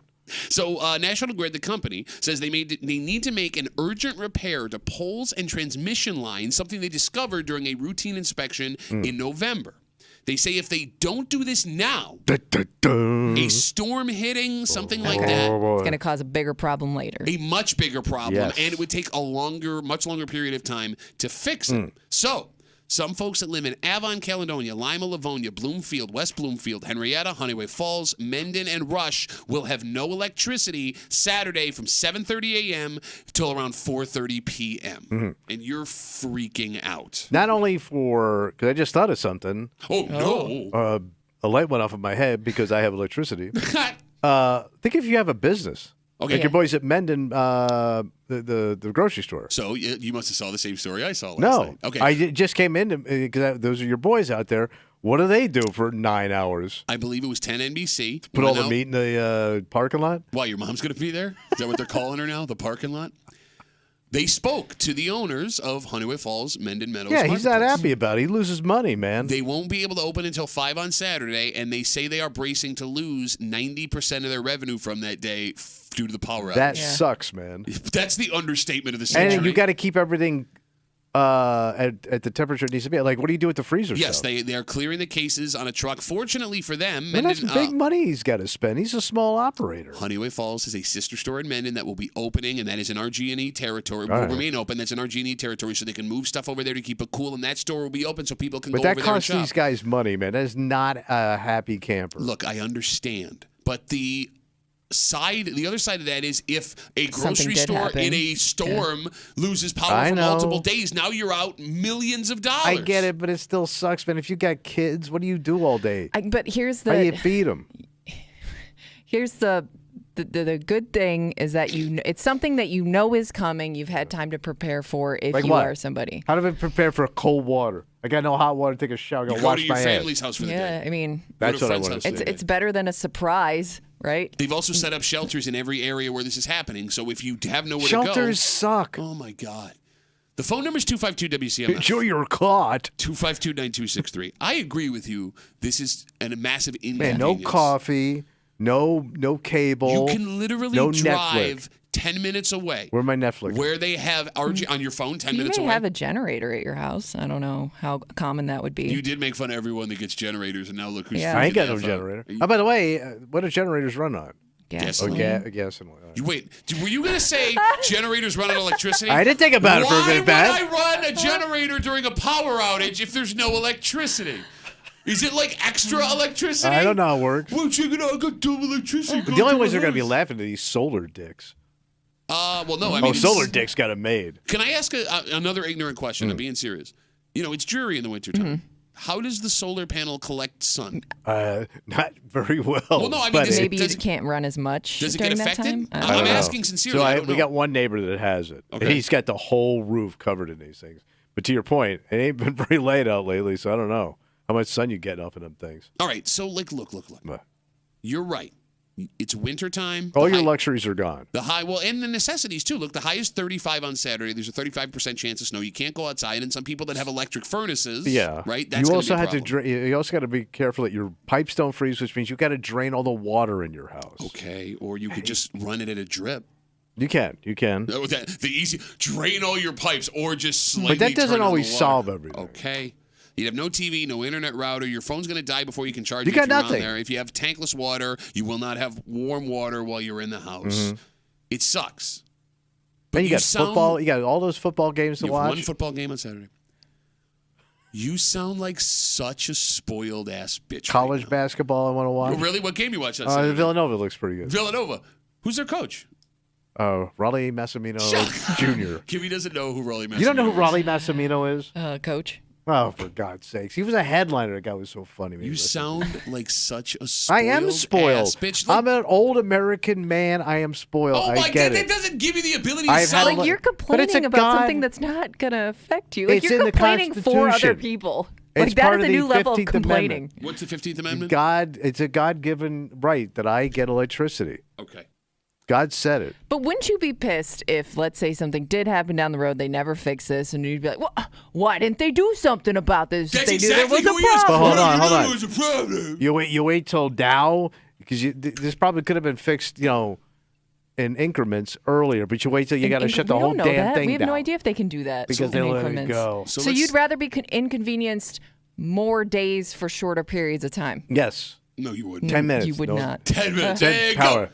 All right, so you brought up why are they doing it now. It's actually a very good question that we have an answer to. Oh, good question. Again, we're talking about how on Saturday, around 7,300 people in the greater Rochester area will be losing power on purpose due to National Grid, the company that supplies them electricity, having to fix some things that they noticed during the inspection in November. So it'll affect folks in Avon, Caledonia, Lima, Livonia, Bloomfield, West Bloomfield, Henrietta, Honeyway Falls, Mendon, and Rush. No electricity on purpose from 7:30 in the morning to 4:30 in the Man, you afternoon. almost got clipped by this Well, no, I did panic because I was like, because you're right next to Rush. well, it's parts of Henrietta too Right. have National Grid. Oh. Like, You're lucky. Here's how dumb I am.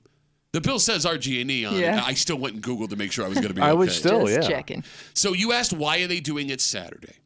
National Grid, according to the story on 10 NBC, picked Saturday as the best time they could do this. They say they waited till after the holidays on account of disrupting any events and All right. stores selling Okay. stuff for that. That was nice of them. They said they wanted to do it on a Saturday to make sure they didn't interrupt school for the kids because there would be schools attached to National Grid and you would have to close school for the day. And they said they couldn't do the work in the dark, which is normally when they have shutdowns on purpose, so they need the daylight.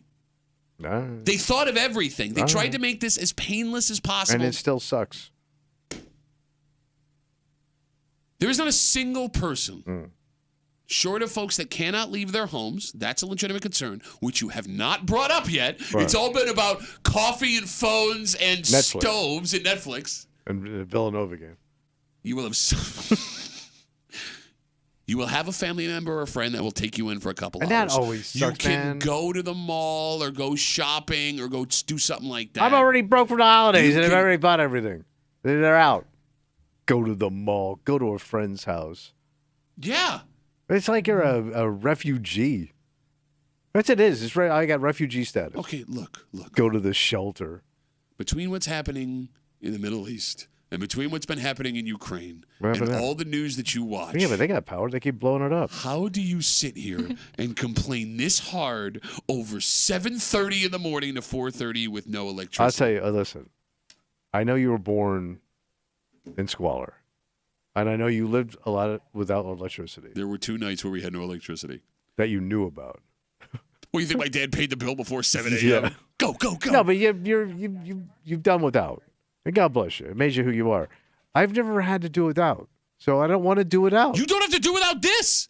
This does not affect you. I feel for my brothers out in Rush. Shut up! Oh, my car doesn't go that way. Oh, hey, what'd you call Henrietta the other day? You have people with new money being trash. Busted ass new money. There it is, which is not even. 252 WCMF, 252-9263. Let's talk to Party Boat Mark. He's on CMF. Hey, Mark, what's up, buddy? Hey, good morning. Happy New Year. You You too, too, buddy. buddy. Hey, so I have both RG&E and National Grid. I have RG&E for my gas and National Grid for my electric. Oh, talk about the wrong one you want for the wrong thing. Yeah.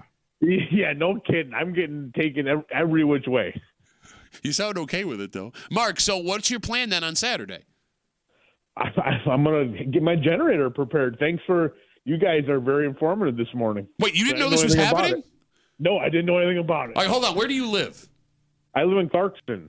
Is that It's affected? right outside Brockport. It may not be affected. Maybe that's not part of it that's getting affected. I don't know. You think they probably would have told you, Mark? Yeah. I'm gonna give them a call and check my emails. So just you're to a make generator sure, guy. yeah, so prepared. So prepared. Why did you get the generator, Mark?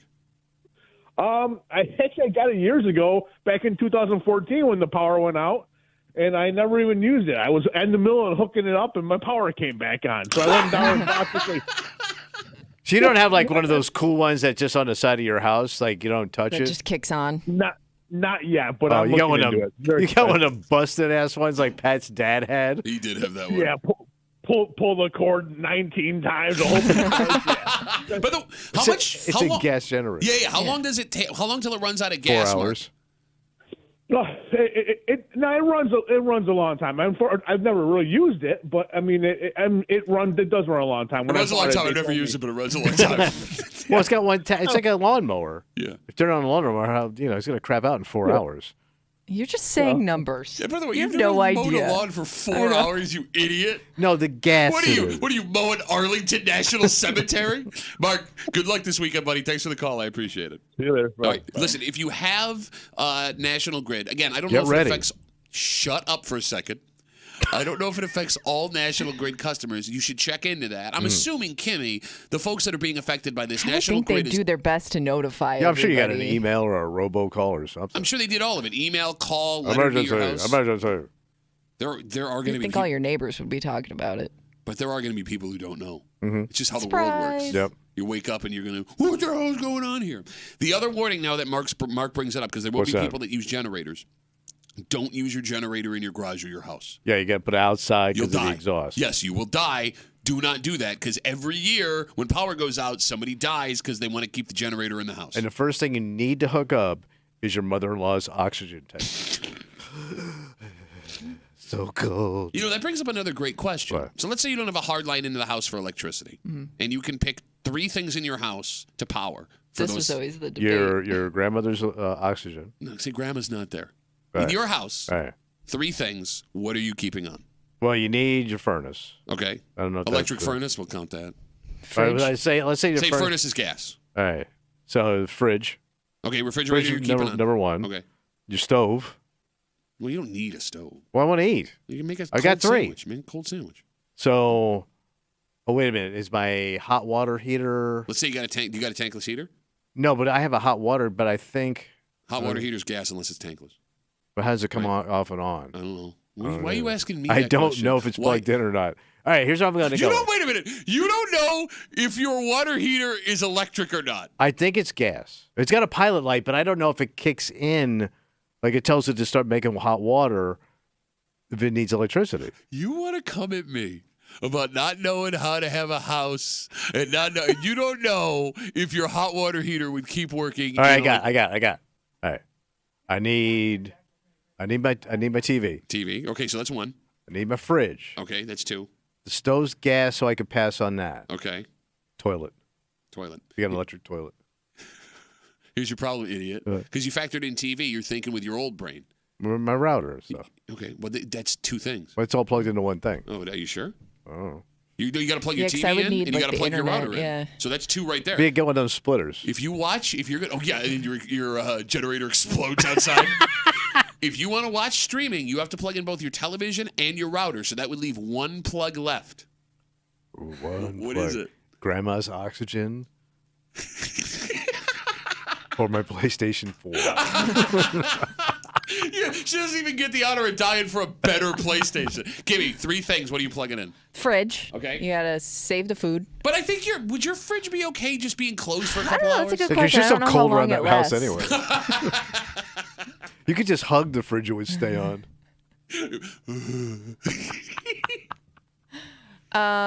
Probably internet. Okay, so internet? Yeah. You got to have that. Yeah, fridge and heat, if that's a thing. Okay, so you know what's funny? You're going to give up one of those things when your phone starts to die because you got to plug your Yeah. phone in. Oh, well, I could charge my phone in my car. Oh, there you go. You're going to plug in all this stuff, go out to your car and turn it on. But make sure your car is out of the garage. Okay. Kelly writes us, by the way, just so you know we're ultimately emasculated with the furnace. Here we go. Kelly writes, you need electricity to run a gas furnace, and you can't run a furnace on a generator. Thank you, Kelly. Okay. As we sit here. Right. I just went with it because you guys said it. No, but you should know that. We should. All right. Kelly told us that. Oh, Kelly. You bitch. All right, so we're screwed. Well, that's Unless you got one of them fancy generators that turns on the whole house. Yeah, the ones that are like built into the But they're like side of the house. 10G. I think you might have undershot it. 15 to 20G. I could be wrong. 252 WCMF again. We're talking about this National Grid intentional outage Saturday morning from 7:30 until 4:30 in the afternoon. Folks that live in Avon, Caledonia, Lima, Livonia, Bloomfield, West Bloomfield, Henrietta, Honeyway Falls, and Mendon and Rush will have no electricity. Folks in that area from 7:30 a.m. to 4:30 p.m. If you think that might be you, call National Grid, see if that's you. Let's talk to Zach. He's on CMF. Hey, Zach, what's up, buddy? Hey, how are you guys? Just wanted to say love the show. As a utility worker myself, it's very important that a lot of these guys don't go and backfeed their generator, which put a male end on a male end and plug your... Oh, Pat calls that Saturday night. Damn it, I almost got that before you did. It puts a big smile on his face. I love how Zach's giving everybody valuable information. And you're making me doing sex on Saturday jokes. No, back in. Okay, when you say mail in on mail in, Zach, what do you mean? Oh, bend over. I'll show the end you. that you plug into the wall, there's people that will make, in a pinch, extension cords with two of those ends on it, so you can plug one into the generator, plug one into a wall. Oh, that's no good? It's not. If you don't know what you're doing, you can actually backfeed your generator onto the existing infrastructure. So what happens? And it basically will... The way a transformer works is it'll step electricity down to your house, but if you run it backwards by improperly hooking up your generator, you'll actually step it back up, and it can kill guys like us working out on the line. Holy Christ. Christ. Don't do that. Oh. Don't do that, everybody. Man, that's a big risk you're taking. Hoping nobody in the community has done that. Right.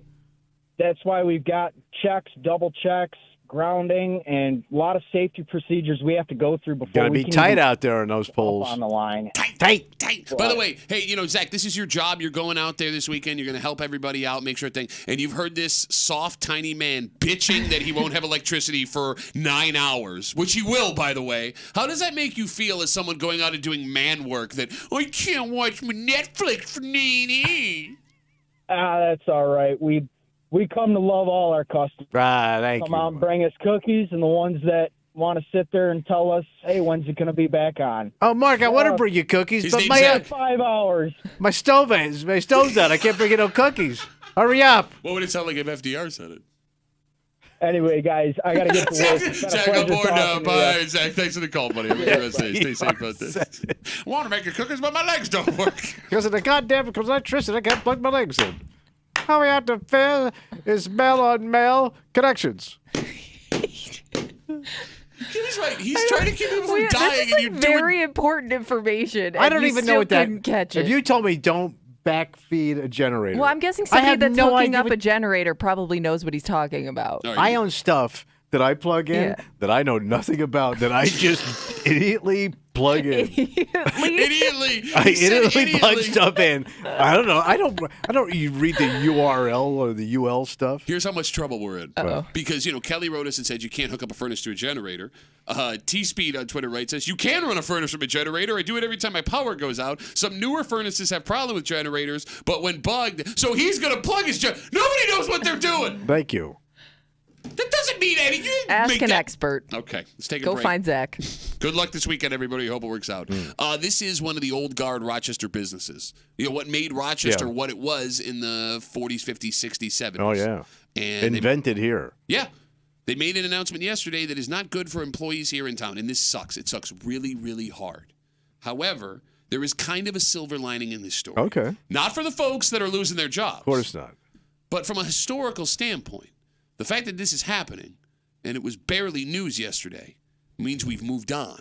Yeah, I guess so. And we'll get to it next to the break room. 96.5 WCMF.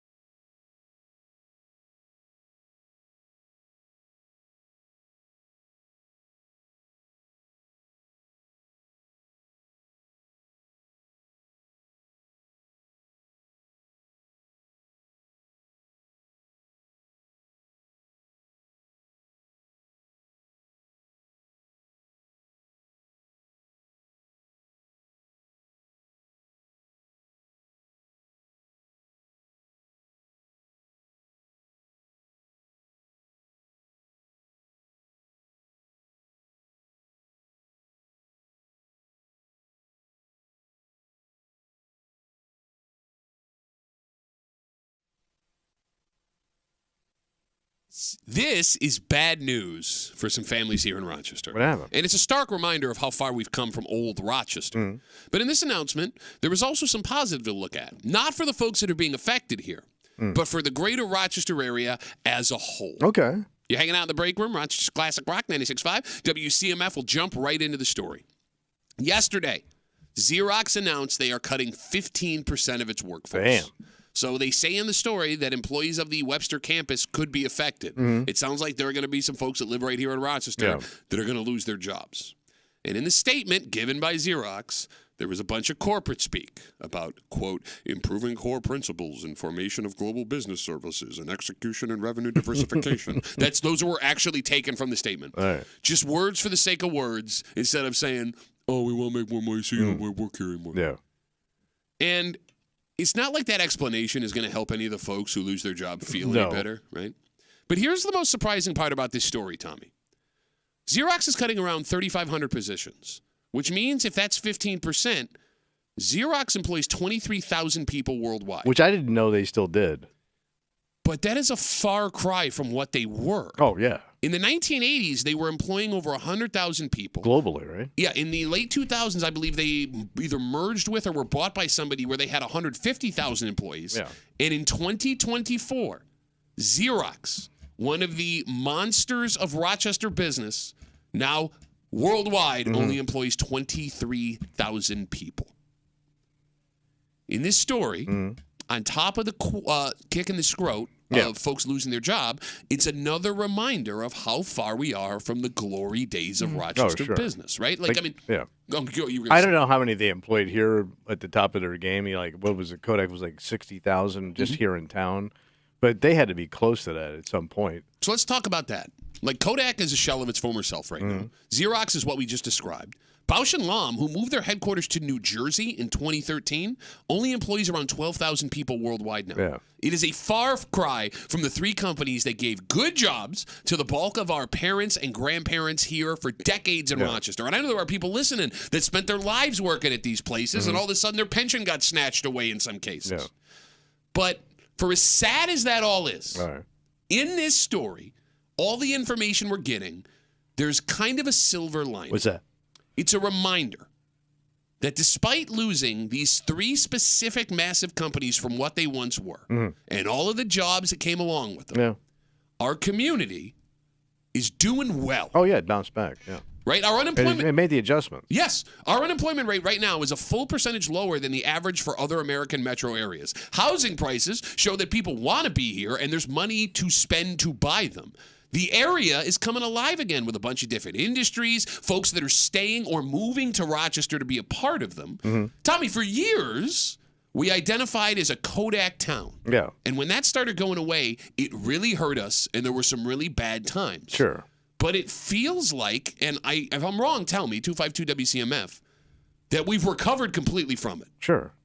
I mean, Kodak, big company, big polluter, got us sick. We needed medical. Now we got urgent care on every corner. I know you're making a joke, but that's not like the worst theory of all time. Somebody should look into that. Because 1 in 3 people in the greater Rochester area are employed by medical in some way. I mean, you have great hospital systems You here. can thank your grandpa for dumping silver into the water. What are you going to do with this? Let the fish eat it. Again, and I will always drop this fact every time we talk about Kodak back in the day. Yeah, what is that? Kodak had a nuclear reactor in the greater Rochester area, fully functioning nuclear reactor that the United States government did not know about. We don't even know is it still What there? happened to it? Is it like a little Chernobyl that's just sitting there waiting to pop? I have no idea. I don't know either. But that's how dominant they were at one point. They had a nuclear reactor the government didn't know about. But here's the thing, as we talk about... But so did CMF at one point. That's a terrible way to talk about Kano. As much as it feels like we've recovered from all that, it also feels like, Tommy, we did it faster than other cities that were in the same situation. Yeah, I mean, if you look around the area even. Right? Yeah, I mean, yes. From up and down the thruway all the way, you look at cities in Ohio and in Michigan and in Indiana. Pennsylvania, man. Yeah, they were reliant on 1 or 2 specific businesses for the whole town. Some of those places are still hurting really bad, and they never came back, and everyone abandoned those places, and they're shells of them former selves. I don't have that feeling about Rochester, the greater Rochester area. Yeah, we did well. Is that a fair statement? Yeah. Like, as much as there's pain in this announcement for the families that are going to lose their jobs, and it sucks, and I know that what we're talking about here is of no solace to them because you got to figure out how to eat and pay your mortgage right now, right? For everybody that isn't directly affected by these layoffs from Xerox announced yesterday, it is again a reminder that we made it. Yeah. We got through. I mean, we decided to go with breweries and food trucks. Well, Works. I mean, we had one of the hottest housing markets in the country for a while. I don't know where we stand now, but as somebody looking for a house, I kept asking myself, where are people getting all this money from? Yeah, but even going along those lines. Didn't seem like anybody was leaving, put it that way. I mean, we do the show and we talk a lot to people on the phone, 252 WCMF. It's weird. We started getting calls right before COVID from people that were telling us they had just moved in from Massachusetts, downstate, New Jersey, and we couldn't figure out what the hell was going on. Yeah. That's what it was. Yeah. People are coming to town. Mm-hmm. You got a thriving Wegmans. Don't forget about that. What are they 30, 40,000 people? Are you serious right now? You're saying like employment. Well, I know, but he had to sneak Wegmans in. You have to respect Wegmans. Hey, guys, I want to talk about Wegmans. When I see Jimmy today over at Wegmans, you can be like, hey, I heard you say Wegmans. And this isn't Jimmy's fault. Jimmy's a great guy. Fantastic. But you're a pandering bitch. I'm a pandering to Jimmy. Hey, man, can I get one of them free bags of the peanut chips you guys sell? Over in the hot food bar, they're really good. What's wrong with my mouth? Oh, because hot peanut chip got me. I poked myself in the mouth with one of the points of peanut chip there. The other strange part of this whole thing, Kimmy, going along with what you just said about the housing market. Mm-hmm. When Kodak's and Xerox and Bausch & Lomb, when they started their decline in the early 90s, right, there were people who had very specialized jobs in these companies that had to leave town. Yeah. The only way those people could make a living in their field was to go and work in another city. And that's something that isn't a definite anymore either. Yeah. Rochester has made several lists as one of the best remote workplaces to live in America. Look at that. Folks have lost jobs here, and they didn't have to move because they found gigs that let them work fully remote in other cities. Mm. The days of your job being tied directly to where you live seems like are gone. If you got one of those kind of gigs. Yes, or if you have the ability to get one. So if you love where you live, if you want to stay near your family, it's not set in stone for everybody anymore that you have to leave to go eat. Yeah. Which is another great part for Rochester because this is one of those places that once you get here, you realize how wonderful it really is. Compared to what it's going to cost you to go someplace else. Yeah. Dad, I mean, cost. I mean, of cost. You get all the seasons, yeah. right? Everything's cool. You get to hang out with Kimmy at the Bill Grayson look at that. on Sunday night for the Bills game. That'll do it. The only weird thing about old Rochester, despite the fact that we survived the rockiness, we're thriving again, everything's good, is it's still everywhere for us to see. Right, man. We work across the street from Kodak World Headquarters, which is now half a community college. Yeah. It made the adjustment. The Kodak Theater is just down the street. Everyone still calls the Xerox building downtown, even though they got out years ago. Yeah. And Bausch & Lomb and Xerox and Kodak, names all over the community that will be there for 100 years. There is always going to be a reminder of what Rochester was. Yeah. Do you know what I'm saying? Yeah, and it should. And it affects us because, we were around for all the glory days of this stuff. We remember the transition. Well, yeah. I mean, look, Kimmy, both my grandparents worked at Kodak. My aunts and uncles, the majority of them worked at Kodak. My dad had friends who stole him several things from both Kodak and Bausch & Lomb. Wow, double dipper. My dad couldn't afford blue blocker sunglasses. Look at that. Trying to look like Tom Cruise. Like, Kimmy, you had family members working at Kodak. All my family members for the most part, yeah. So, it's still weird for me to drive into studios every day, underneath that Kodak sign, knowing what it meant to my family in this community. I mean, again, you kind of saw the fall. Yes. So, you lived it. So, I do get a little bit bitter sometimes when, I drive by a place and I see, a Kodak logo or, a Xerox donated money somewhere, so that's what's going to be called forever. What I'm curious about is 20 years from now, when my daughters are in their 30s. Yeah. Or now even, do they care? Well, that's just it. When they're adults and they see this stuff, what kind of feeling is that going to invoke for them? Probably nothing. It's ancient history. Yeah. Okay. It'll feel so long ago to them that they have no connection to it at all. I wonder what kids know, what they think about these places. Because there was no Rochester without Kodak, Xerox, and Bausch & Lomb when I was a kid. Right. But they never knew a world where those places... Well, I don't know how much they realize the importance of Kodak in general because... when was the last time they used a traditional camera? No, my kids are. They like making things hard on themselves. Like kids now want real cameras. But is it even a Kodak camera? No, it's Polaroid. I guess that's what I mean. Damn Like I don't even traitors. know how they would associate Kodak with anything significant other than what you learn in school. So all that retro stuff started coming back. Mm-hmm. There's a company that was selling Kodak T-shirts. Oh, okay, yeah, the old school ones, like the NASCAR looking ones. Yeah, and even it was just the Kodak logo. The logo. Yeah, but that was logo. Yeah, no, I'm saying it wasn't. Yeah, I get what you're saying. Right. But like a year or two ago, my daughter wanted to buy that Kodak T-shirt, and I go, "Why?" And she goes, "Well, it's retro."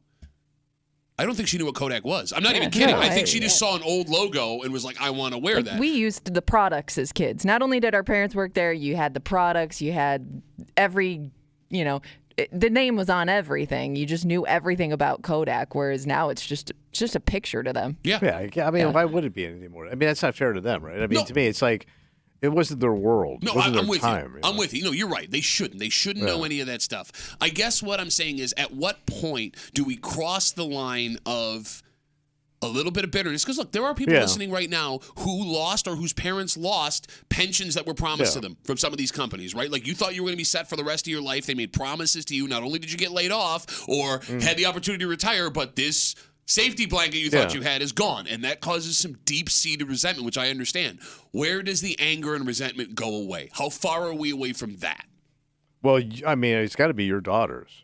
So, once Kimmy and I are no longer around, that's when things are free. Yeah, because even if you tell your daughters those stories, or your father, your grandfather tells your kids those stories, it doesn't mean anything. It's like my parents talked about the Depression and in the 1920s and all this stuff, and people lost everything.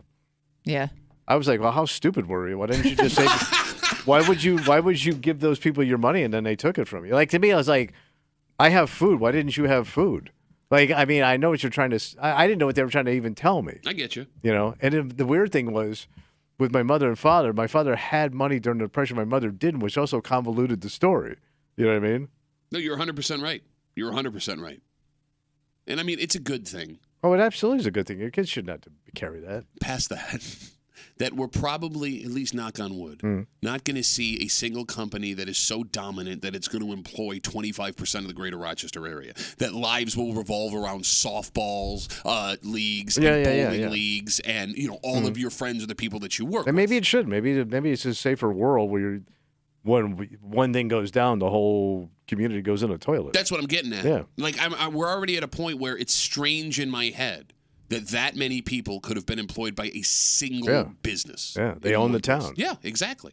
And when you own the town, you can build a secret nuclear reactor that the federal government didn't. Pretty cool. All right, let's take a break. Can we play the game now? I just want to play the game now. Oh, the big game. Yeah. Well, the Bills play the Dolphins for their playoff lives, potentially, on Sunday night. But whether or not the Bills play in the postseason, you will see two Bills definitely after the regular season and playoffs are over. Oh. They made Pro Bowl announcements yesterday. So what is the Pro Bowl this year? I'll explain everything. It's not the old Pro Bowl. No, they do not play the actual game anymore. Now it's like other games. PE. I like this more, to be honest with you. All right. But did you see who's voted in? No. I want to see if Tommy can figure out. Kimmy, did you see who was voted in? I actually didn't. All right. I want to see if you two can tell me the two Bills who will be representing the team in the Pro Bowl this season.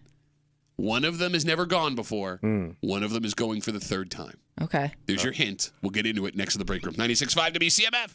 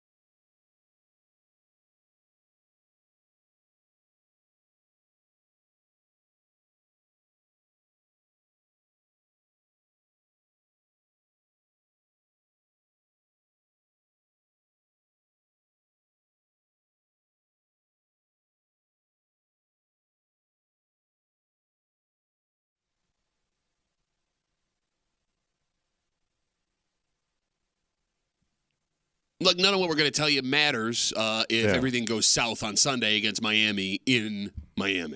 Right. But 3 Bills got some major honors yesterday. Wow. 2 of them will be playing, if they're not playing in the Super Bowl, games right before the Super Bowl. And one man got the ultimate what he deserved after what he did on Sunday. Okay. You're hanging out in the break room, Rochester's Classic Rock, 96.5. WCMF, Bills, Dolphins, Sunday night, prime time, live right here on 96.5. WCMF for the AFC East. It's win and you're in. It's lose and hope 2 backup quarterbacks can get wins to get you in. You got to win. Yes. All right. So yesterday, the NFL announced that the AFC Defensive Player of the Week is Bills corner Rasul Douglas. Oh, yeah, to that move. Come on. He got 2 interceptions. One of them he returned for a touchdown, and he also had the pass breakup on another interception. He's a man. Yeah, he also almost had 4 turnovers. He recovered the fumble that turns out wasn't a fumble because the guy was down. But Rasul Douglas, fun fact, is the only NFL player this season. Is it Russell or Rasul? Rasul. All right. Rasul. R-A-S-U-L. Rasul. All right. Am I saying it too fast? You may. Rasul. Rasul Douglas is the only NFL player to have 2 games with 2 interceptions each this season. Oh. Damn. He had 2 picks against the Jets when Rasul. he first got to Buffalo, and he had his 2 interception game against New England. So He's on fire. He's doing great. But last night, Yeah. 11 was sitting around watching the news. They say. The Pro Bowl announcement dropped. All right. So you had brought up something a second ago. So it's flag football and skills competition? Yeah, dodgeball. Yeah. Stuff like that. They got rid of the actual It game. looks ridiculous. It's so much more I fun. don't know. You kind of see them doing stuff that I don't care that you about. think you can do. I don't know if that I don't know. helps They or used to hurts actually it. play a game in Honolulu. Oh, Look kind of did cool. you ever watch it? Yeah, Did they you ever didn't watch really it? even play. Like, why even do it? Just say, hey, you're good. That's You're why an they're all-star. not really doing it. They're doing something else. I really Switched like it up. watching the new stuff last year. It was a lot Do of they fun. make it even matter? Like, I know, like in the All-Star game and baseball, it matters to the actual season. No, No, it it doesn't matter. It's never I don't mattered for know. the NFL. All right. No. Because you can't even have home field advantage. It's an That's what I'm independent saying. So you site. get nothing Right. out of it. Yeah. But 2 Bills were elected to the Pro Bowl. Now, I gave you guys do not know who was elected. I'm guessing 1. Okay, so I gave you a hint. One guy is going for the 3rd time. One guy's going for the 1st time. Tommy, give me your guess. Josh? Josh was named an alternate. Yeah. Ooh, wait, he's like the top passer in the league. 42 touchdowns. He He's was number named an 1. alternate. He Yeah. was a borderline MVP until last week. Lamar closed it, and he's an alternate. That was my pick. So it's not Josh. Kimmy, you want to take a swing? Jordan Poyer. Jordan Poyer not elected to the Pro Bowl. No, not even I an thought he had alternate. gone before, though.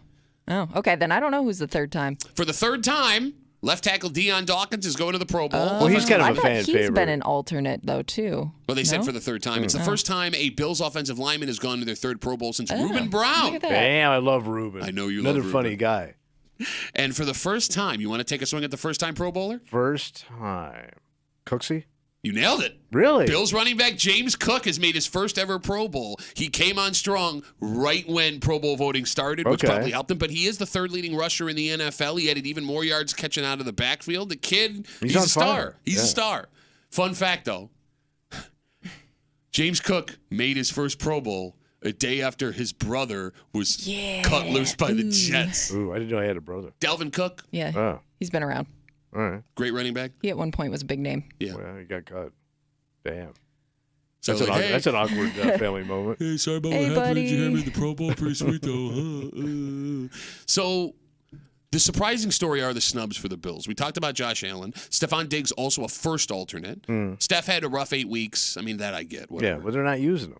Bills defensive tackle Ed Oliver is having an all-pro season. Yeah. He might be the best defensive tackle in football right now. He's the 3rd alternate. That's what I saw everybody was upset about yesterday. I think that's why I missed who was actually in it, because it was more about who didn't make it. It's criminal. Yeah. Criminal. I kind of figure these guys don't want to play these games. I mean, it's still like it's the fact that they didn't want you. I know. You know, And you can say, I'm not coming. Yeah. You don't have to all go. right. Yeah, and then they bring like... I mean, 'cause I'm blowing it off. They go all the way down to 5th alternate. Dawson Knox, tight end, was a 5th alternate. By the way, Dalton Kincaid, rookie tight end, 4th alternate. oh, look at him. But here's the thing. A lot of their contracts, NFL players' contracts, will have bonuses inserted if you All make right, well, a Pro that's cool. Bowl. Yeah, if I'm getting some cake out of it. Okay, but that's just it. Terrell Bernard, Bills linebacker. He's become a bona fide star in his first year. He had 2 sacks, 10 tackles against New England last week. He's been playing out of his mind all week. Not even an alternate.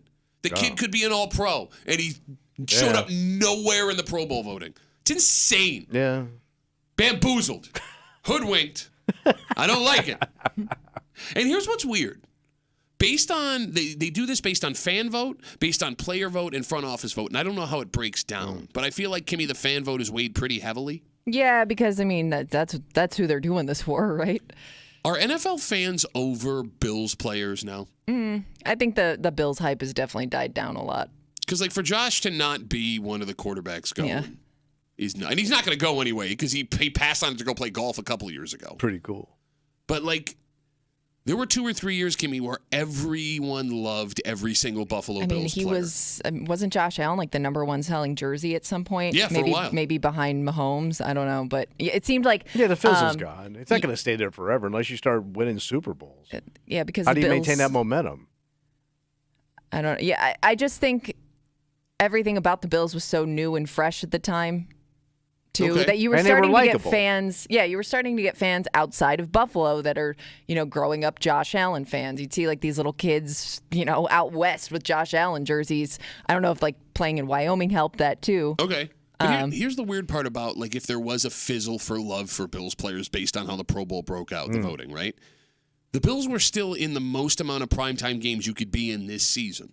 Yeah. So it's not like the national audience didn't get to see them. The Eagles game specifically was one of the top 4 most watched games so far this year. Wow. So everybody got to see what they were doing. The Bills were top of mind. I mean, they get talked about all the time, whether they're doing well or whether they're not doing well. You turn on ESPN, and they're talking about Josh Allen. They're talking about Stephon Diggs. They're talking about Ed Oliver. It's just weird to me that didn't translate into more national fans going, I think this guy should go. I think they got to win something. Yeah. Are you? I mean, well, like they especially keep this season. they keep the pop going. Get the pop? You gotta get a pop. You gotta be tight. Josh had all these wow plays last season. Things like, put him at risk, which they wanted to cut down on. And you didn't get as much flash this season, which is what a lot of people want to see when it comes to this kind of voting. 42 touchdowns, first alternate. He doesn't even care. I'm mad about it. Yeah, he's gonna go play golf with his pretty girlfriend. No, he'll be playing in the Super Bowl. Well, let's hope. Does he still have a girlfriend? Haven't heard much about that lately. Haley Steinfeld, they are still dating from what I understand. Okay. All right. Well, there you go. But see, even that kind of died down. Well, he's not the kind of guy that Well, flashes. I don't think she comes to games or anything, so it's not like. I think she does. I think Really? I They just believe don't- his family has a suite. So you don't really see her. Yeah, but I could be wrong about that. I know she was there a couple weeks ago. Oh. But she's a lower level actress. Oh my! I mean, but she's still a famous person. You would Kinda. think like you'd hear if she was at the stadium. Like people freaked out about his last girlfriend, and it's not like she was a But celebrity that was before. a story. She was pretty high school sweetheart. Yeah. That But that's was what I that. mean, like, that's just- people- But that's the thing my wife loves to hear. Yeah. This, Same thing. Be actress. Why? No need to say any of this. But she is. That's not She's putting not her a down. actress. She's in the Marvel universe. Bro. Is she? Yeah, I think. She on the poster? I don't know. Yeah, she's on the poster. What was she in? Yeah, what was her character's name? The international character posters. I think she was in Transformers. I don't think she was in Marvel. Whatever, it doesn't matter. Yeah, Shut up. no, No, I think she was. Wasn't she in one of the superhero movies? No, she was real quick. Superman's boyfriend. She was Superman's boyfriend. Is that what she was? That's the kind of actress she is. They were putting the mail into the mail in, like when Johnny called him out, Ken, whatever the hell his name Yeah. was. Who cares? You were first in line to watch. Shut up! Shut up! Shut up! No, I'm almost positive she was in a She super. was. Right.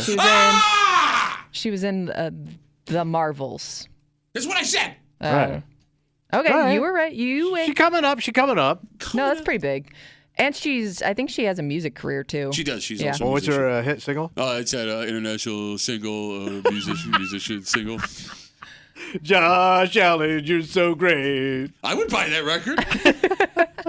All right, let's take a break. Tommy, we spend so much time as men trying to get sex. Oh, yeah. Whether you're single, whether you're not. That after sex is over, you think mission accomplished, we're all done. And that is a grave mistake, at least according to the woman that we're going to talk about next. Oh, she wanted more sex? Well, no, that's not that she wants more sex. This isn't even about her specifically. Okay. She is an expert in these things. Oh, all right. And she says Sexpert. there are things that we are doing right after sex that are destroying what we just accomplished. Like snoring. 7 of them, as a matter of fact. There's 7 things we're doing wrong. And this woman I don't have 7 things going on during sex. This woman guarantees that everyone listening does at least one of these things you should never do after sex. All right. And we'll get into it next to the break room. 96.5 WCMF.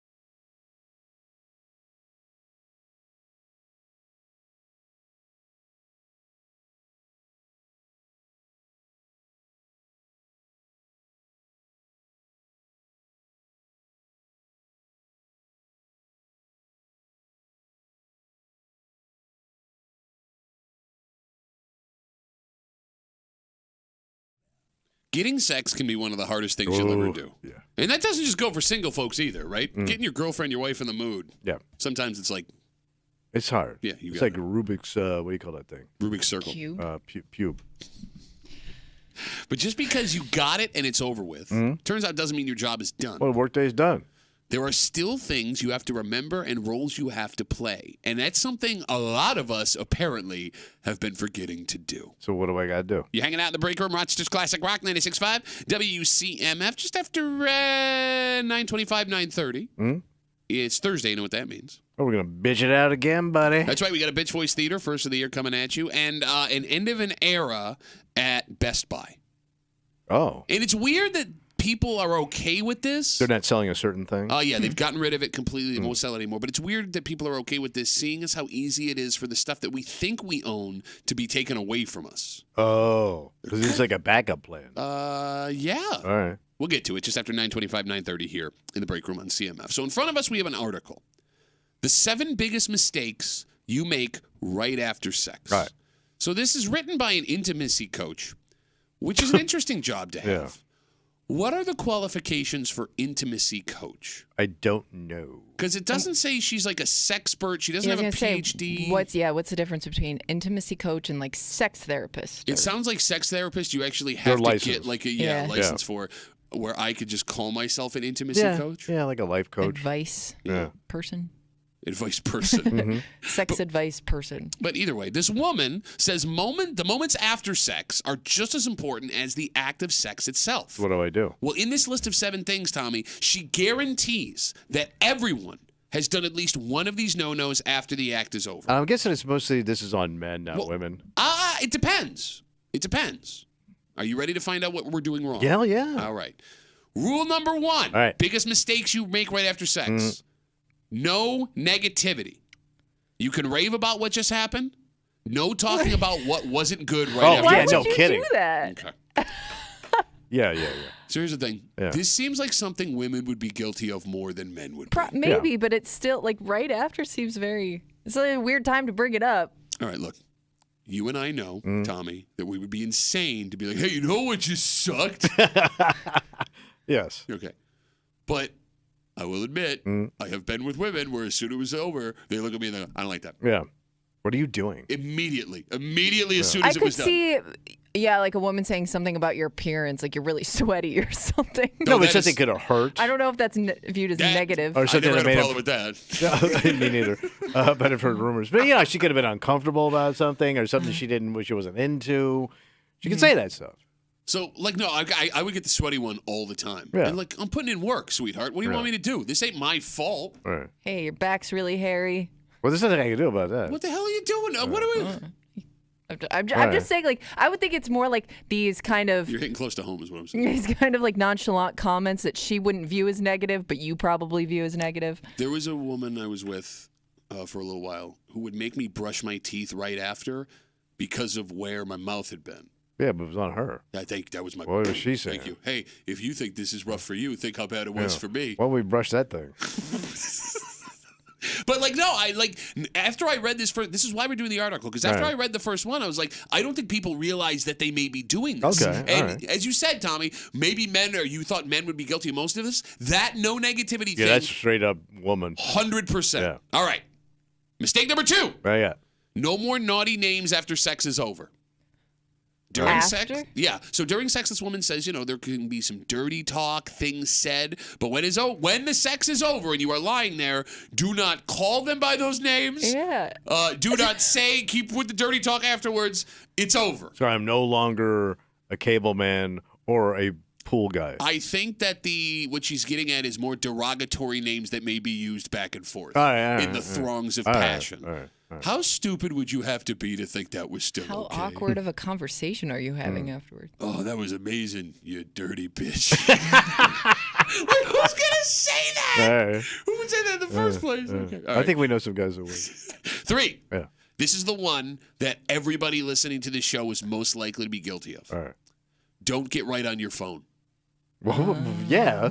Okay, you say yeah. Kimmy goes, uh-oh. Well, if you're going to... Uh-oh. Let's say you're going to sleep Let me check my emails. But I think most people's normal Kimmy's more of a routine Grubhub. is Normal routine is if you're going to bed, that's the first thing you do. And people tell you not to do that before bed, but it may just be a habit. It might How be the long first do you thing lay you go there? to. Because usually you're going to lay there for a minute. Sure, right? sure. Yeah. Before you break apart, so to speak. You're not two dogs. No, but you know what I'm saying. Like, It's you're going to stuck lay there for a together. minute, and how long? Because if you immediately reach for your phone, like, over your head, that's a bad move. I'm also wondering if it's somebody that if you're not married to this person, it could be like an awkward you're trying to avoid awkward silence after. Yeah, we've all been there, man. So maybe that's why you reach for your phone to try to break up that awkward. Do you break stage. down to sex like a movie you just both watched? You know what I enjoyed? Oh, remember that one part? So, Kimmy, here's the thing. As Tommy was like, who's stupid enough to get on the phone? You were the one that started defending Hyde, and we're on a show here. Mm-hmm. We're on a show. Defending it. getting on the phone. I could just not even realize that you're doing it. Are you someone who has or does jump right on their phone Probably. after it's over? What are you doing but on it? I don't know. You're just you're just looking for something to do at that point. Well, I'm pretty bored now. Yeah, I don't think it's that weird. It's not great. It's not weird, though. 252-WCMF, 252-9263. Again, this article we have in front of us from this intimacy coach, the 7 biggest mistakes you make right after sex. They say have no negativity, no more naughty names when it's done. 3, don't get right on your phone. Right. Are there people listening who have looked up to find that their partner is on their phone while it's happening? Wait, during the I set? thought you knew somebody that did this. No, she fell Yes. asleep. No. We knew a guy that was downstairs. Oh, right. And his old lady was on the phone looking at text messages. Would that upset you? Yes. What if she's enjoying it? She just has to check a text message. You ain't enjoying it. But she was texting the kids. Well, sometimes Her out-of-town kids. Sometimes you got to do what you got to do. I don't think it was an That emergency. seems like a bad idea. All right, but here's the thing: in the world we live in today, if you are, let's say you're doing some downstairs action, all right, and her phone goes off, if she reaches Like it's for ringing. it, all right, let's say a text message, Oh. Right. bling. Yeah. Are you offended if she reaches for the phone? I think so. Because right now you're supposed to be pretending you like me. Like, there's roles here we're doing. I don't think I would be bothered if you would be bothered. No, if it was a quick glance, because I don't like. By the way, you're not supposed to take a quick glance. You would also get busted for taking a quick glance. They don't like looking up. Either way, it's taking you out of the It isn't moment. like you're in a U-boat looking up for, freighters in the North Sea. Bing, bing, bing. You gotta come up for air every once in a while. You breathe down. You don't breathe up. No, you breathe down. It can get in there and cause a pulmonary embolism. You can't do that. You don't look up. They don't like when you look No, up. he's saying No, they don't like when you look up. You think you look raccoon pleasant? eyes, ass. Yeah, bro, look at You the don't even top take half your of your Bill's head. hat off. Look at the look at the top half of your head. It's all forehead and skin under your eyes. Yeah, it almost looks like part of her body. You look like somebody that took a leather jacket, soaked it, and left it in the back of a closet for 15 years. As we get back to, I'm sorry, you were going to say something, Kimmy? No, he was saying if she took a quick glance at her phone, not you took a quick glance No, but at I her. would have to know she's on her phone, meaning I also I see took what a you're quick saying. glance. You don't look up. So I You never also look got up? busted. No, Really? you're not supposed to. That's in the Bible, Nobody man. told me that rule. I'm going to look her up. No. Matthew, Mark, Luke, and John never looked up. Wait, the Beatles we're talking about now? Yes. 252 WCMF. Ladies out there, do you like the look up or No. do you not want him to look at you? They don't want eye contact when you're doing that. They don't even really like that much. Sure, it's all What personal are you talking about? preference. They love that. yes, Maybe yes, you're they just do. not good at it. Keep it going down there. What are you making butter? Maybe that's why they don't like it. Goddamn mix master down there. Yeah, you like that, baby. What is happening? Hairy, rough-ass mouth all over some couch. They think they're digging it. Stop. That's Getting what awfully she's close. saying. That's awfully close to that's the exactly dump what you're- button here, buddy. That's exactly what you're saying in your head. No. Stop. When you're doing it, no woman has ever said awfully close. Not in the history of the world. Hold on. No, we're not moving on from this until we get an answer. Right. Look, ladies, 252 WCMF, you can change your name if you want to be brave. If you don't want to be brave. Do you like when they're looking up or do you not like the looking up? I think this is all personal preference, and it would depend on your relationship with that person, where Okay. maybe if you're comfortable enough with somebody, it may not matter to you. Okay. While we see if any women want to be brave. After By the way, go ahead. No, you were saying. Go ahead. That's not a glowing thumbs up for looking up. That's what I'm saying. Like, maybe some people prefer it. Maybe some people are like, this is weird. I've also got beautiful eyes. Beautiful deep blue Yeah, eyes. when do you bring him in? See? You look like dead Mae West. Kimmy doesn't know who that is. Going back to the list, the 7 things you should never do after sex. Oh, boy, the phone's just lit up. No I woman can ever understand. told I you. can Look her totally uppers. understand why no woman wants to come on and talk about it. Don't blame me because y'all don't like it. You just run your mouth, man. Because the second a woman's going to call him and go, I like when he looks so skank, home No. Which is also what it sounds like when you're doing it.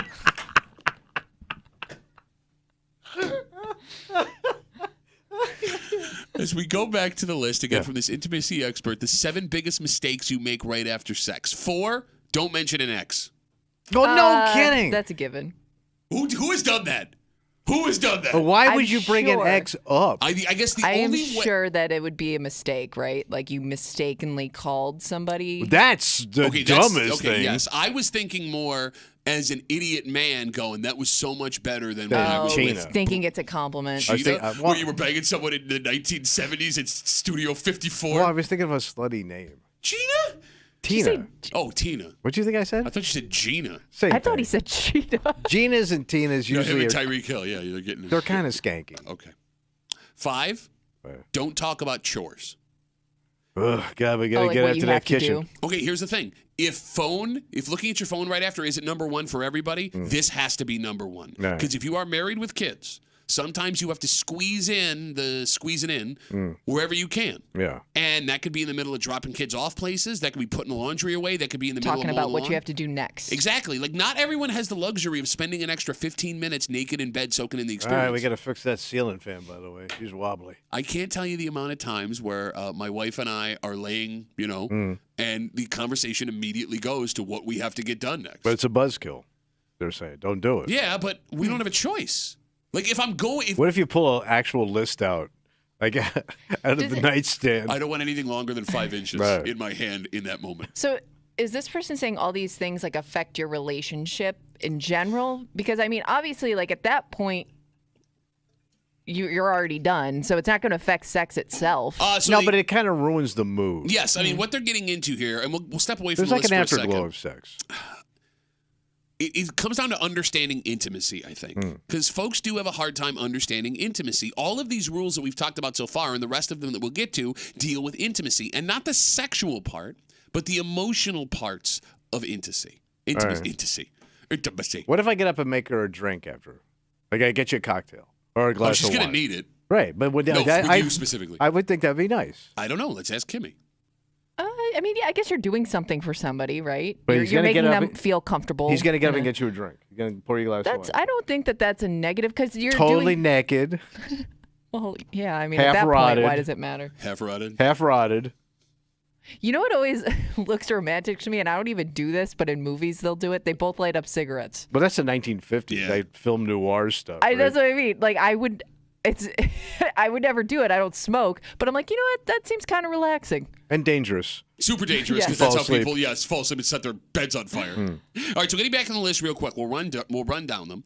6 is don't jump straight out of bed, which goes along with the chores thing, I guess. But here's the problem with that: what if it's messy? Oh, What if All you're right. sweaty and gross?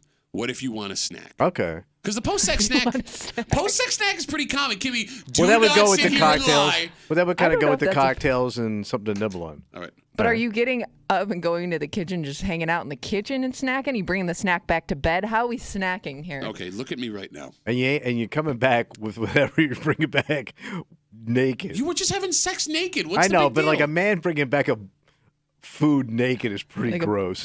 Like a bucket of popcorn or Right. something. Watch me balance it. Kimmy, you're going to tell me, you and your husband, you love I don't know if eating. we've ever he resorted loves to eating. snacks. Yeah, I- you're a snacking crew. I do not I know believe you're right. you don't I'm a big post-sex snack person. I don't know if I've ever been immediately hungry enough to go get a snack. I assumed he secretly kept a bag of beef jerky in your bra. No, that you my don't even know husband. about. Okay, my husband, for as much as he loves snacks, he's very anti-eating in bed. Really? It's really annoying. 'cause Completely. I'm a big. I'm a big snacker. Like I love to get comfy and eat a bag of chips or something to bed. He gets so pissed. No kidding. Yeah, he's not a big crumb guy. Like if there's like one crumb on the bed, he'll be like, "Did you eat in the bed?" No. I have to hide it. A lot of fun in that house. The final mistake. The nail in the vaginal coffin. The final mistake we are making in bed afterwards and not realizing it is don't get offended. And this plays. What does that mean, though? I think this plays into how different folks can be after it's all done. Because, like Tommy, there are people who 15 minutes later want to just go to sleep. Yeah. There are some folks who want to pop the TV on. Right. There are some folks who want to make a sandwich. There are some folks that want to cuddle and talk for 45 minutes. Right. And it's a reality check warning that you can't use what your partner moves on to as an indictment on you. All right. Because let's say At some point, we're going to do something else. Exactly. And I think what you do directly afterwards, too, can have an effect on that's timing, then. Well, like, no, how soon do you break away from the romance? But what if there's no breaking away? What if you're just simply now going off to your side of the bed? But that's kind of breaking away. Okay. Like, I guess if we're breaking away from us being an intimate couple. You've moved on. When do we roll over and either going to do something else? Yeah. What's the time span? It's a good question. That's probably a personal preference, And I too. think you got to just learn that through trial and error. But even after the time span's over, what you go into doing can also be offensive. For example, like if you're a guy who, that was great, love you, you're fantastic, I'm so lucky to have you, and then you turn on a college football game and you get into it, I could see a woman being offended by that. Yeah. So I do know, like, a lot of people my age that sleep in separate bedrooms. Okay. Like when they go to sleep. Comfort reasons or whatever. For medical, whatever, people snore, they get whatever. Sure. So can you imagine doing that move? Like let's say you're a cat my age. Yeah. And now, all right, gonna go to the other room now and watch the game. I would think that's easier because once you're out of the room, she can no longer see what you're doing. So maybe that's better. Yeah, if I was able to, after the 15 minutes to get up, hey, love you, get up, leave the room, now I'm free to do whatever I want with no judgment. Ass, right. Yeah. All right. By the way, can we talk about that real quick? Dropping ass? Well, my wife is not listening. She's at work. The post-sex ass drop is like one of the secret man joys of all time. But you can't do it. You have to go out. Talk about ruining the moment. You have to leave. Yeah. You have to go find a place where she's not even going to come close to hearing what you're doing. But you got to go deep in the bathroom, fan on, let it go. Like even start coughing maybe. Yeah, run some water, double flush. Yeah, all that stuff. But that never gets talked about, and I've never spoke about it with another man. But Tommy immediately knew what I was talking about, so I know that every guy feels this way. Yeah, because you've been pushing on things for a while, and things are getting a little tight in there. Yeah, get the metabolism going. The Motab. Women don't have that. No. Post-sex ass drop? Because you're getting shaken around in there more than we are. Yeah, but women drop ass. Women have secretly, they just know how to drop ass. Secret assman man. But you know that. That's not like a routine thing, I don't think. Okay. You've never heard a woman fart, have you? No, I have. Some of them. He lives with 3 women. No, never. I've never heard any of them. You never heard your wife fart? Nope. I've never heard a woman fart. That's amazing. Some women I've dated, I've heard. Really? Yeah. Wow, I remember that one chick. She was so gassy. All right, so there is your tipperoo. Any of those things that you do, stop doing them. All right. All right, we got Bitch Voice Theater coming at you. All right. And Best Buy yesterday, for the final time, sold these. Oh, they're done. Huh? Yep, it's over. It's finished forever. Yeah. And people are not upset about it. I get it. It's you don't use it. It's dead technology. But considering what we think we own versus what we actually own, maybe this is something Best Buy should have to do forever. Oh. And we'll get into it next in the break room. 96.5 WCMF.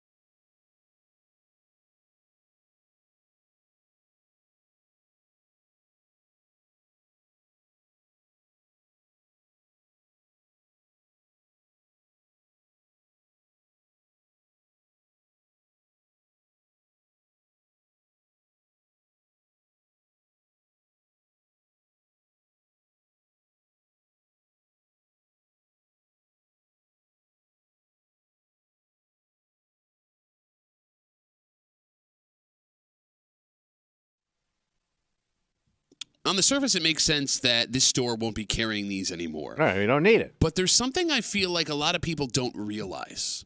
That stuff that we're, quote, buying, we don't own.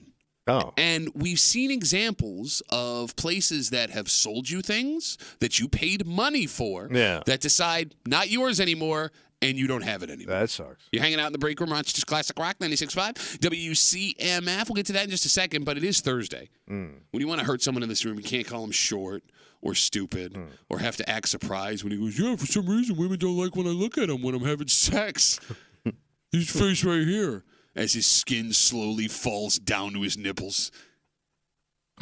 You got to really hurt someone, something along the lines of... Pat Duffy just serve me Sir Munch a lot, because when I'm downstairs, I like to look up like I'm running a YouTube boat. Because I'm just a munching-looking little bitch. Kimmy's wondering why Bono was on the boat. Oh, yeah, well, I think he was an old naval man. Yeah. We take all your bitch voices, we run it back for you. We call Bitch Voice Theater happens now. Let's CMF. The Break Room now presents Bitch Voice Theater, starring Thomas Muley and accompanied by Patrick Duffy. Oh, I'm Pat Duffy. I want to be the grammar cops, even though I didn't even hardly graduate high school and didn't even go to college because I'm a not knowing nothing little bitch. You're so bad at this job that you jumped the gun on a back and forth segment that we've done every day for 8 years. Like, okay, for example, I don't know if you know, I went to England. What? Wait, the England. The England.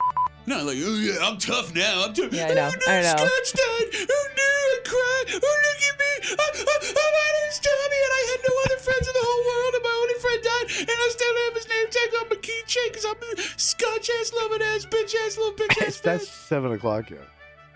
Bitch.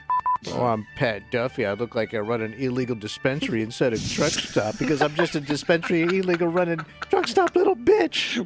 Like, even when we went to England, I don't know if you heard I went to England. Did you go to England? Wait, the England, not the really New slacking England. on this. Right, I'm not losing nothing. What a spoiled bitch you are. Oh, Mr. Pittsburgh, I don't need to trade a figure for $20,000 cash. Spoiled with hands? Oh, I'm Pat Duffy. I want my great-grandpappy's ball razor. I'm holding special to my face so I can smell my grandpa's balls even after he's been gone. I'm near my face because I'm a ball-shaving little bitch. How dare you respect my war hero dead grandfather's I want balls? great-grandfather. Oh, great-grandfather. And that concludes this rendition of Bitch Voice Theater. Starting on January 2nd, just a couple days ago, Best Buy started removing physical media to sell from their stores. Now, what do you mean physical media? DVDs and Blu-rays. All right, so like all the old Seinfeld's box set stuff, all that stuff. They also listed CDs on there, and I didn't even realize they still sold those. Yeah, some places still sell CDs. Right. So the only physical media they will still continue to sell are video games, both online and in store. But very soon, TV shows, all that stuff. Yeah, movies. very soon. When you go to Best Buy, you won't be able to buy TV shows, movies, CDs, things like that. Right. And look, on the surface, this seems like a no-brainer, right? We all have our streaming services and whatever. We can buy stuff online, Apple, Google Store, whatever. So there's no need to own the DVDs anymore. Right. But slightly under the surface lurks a serious problem. What's the problem? For those who don't know, when you buy a movie from like iTunes or Xbox or PlayStation or wherever. Or the music I have on my phone. Yeah. You don't actually own it. I bought it. It's on my phone. So in the terms and conditions that we all agreed to be able to use this stuff, it says that if these companies want to take back what you've paid money for, they can, and there's no refund. What a rip. No, legitimately. It's in there. And but nobody ever read that. Well, to prove my point, it actually just happened. What happened? So PlayStation, they have their, like, I guess, what would you call it? Library? Yeah. Where you can buy games and DVDs. And you just sit there forever and you can play them. Yeah, so excuse me, I'm sorry, not games, but like movies and things like that. Yeah. No, the Basically, games like and movies. saves to your system. Okay. Yeah. You got it. Well, but you paid for them. Yes, you paid money for them. The Discovery Channel and PlayStation had a disagreement about the agreement they had to distribute each other's material. So PlayStation, in early December, wrote a letter to everybody that owned TV shows and movies distributed by Discovery, letting them know that despite the fact that they paid money for them and they were saved on their consoles, they would be removed. Yeah, what a rip. And it doesn't look like these people are getting a refund. Yeah. There are people that spend hundreds, thousands of dollars on this stuff, and it's simply disappearing from their system despite What the a fact. scamola. Bro, seriously. How do you justify doing that? Because I don't even know how many tunes I have paid for over the years that's sitting on my phone now. If iTunes wanted to, they could just take it away. Right, and that's like, I must have 4,000 tunes. Do you really? What, you paid for that? Yeah, but back in the day, I mean, from day one. No, you still pay for songs, you idiot. Yeah. It is funny because there's certain tunes I can't get anywhere else. Yeah, no, all the really good ones. There was like a point where my husband and I had bought a few movies. It must have been on iTunes or something. And it just recently popped up, like our library of stuff. And we were like, hey, we forgot this was even on here. But to your point, like, I don't even know where it's stored currently. So, first off, it's amazing that that's legal. That there isn't some kind of government protection that says once I pay money for something, I get to keep it. Yes. Right? Because, like, if I buy a DVD, a physical DVD, the movie company is not going to come in and take the DVD from my house. Same with the CD. It's mine now. I own it. Same for the TV that's hanging on my wall. 100%. Although those things now can be bricked if they wanted to be, which is also in the terms of use, right? Like if something happens, whoever owns the TV, the company that made it or the system that runs through it, they could just shut the thing down. Right. So maybe we don't really own anything. And that's what it's coming down to, is as much as nobody's buying these DVDs, it feels like there should always be an option to have to buy these things. But you would have to have the equipment to also look at it. You would have to have a DVD player, a cassette player. I mean, all that stuff you'd have to have. Yeah. And then I got to store all that stuff. Yeah, you're right. Like the greatest thing was getting rid of all that crap. Like there were so many things like I got a box set of. I looked at it once. It was cool. And I was never going to look at it again. I saw it. You're right. But in the convenience that you got in putting this stuff on your phone and your computer and paying for streaming services and everything, you fell into the trap. Yes, I did. And I never read any agreement.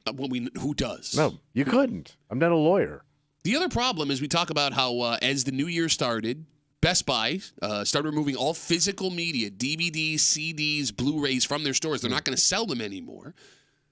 Streaming services we fall back on all the time. Yeah. But we always forget that streaming services every month change what's available and not available. But a lot of it just shifts to a different service. You're right, but then you have to pay for that service if you want to go get that stuff. Now, I'm the type of guy that likes rewatching my favorite movies and TV shows over and over and over. I'm a one and done. But do you watch it because it's on?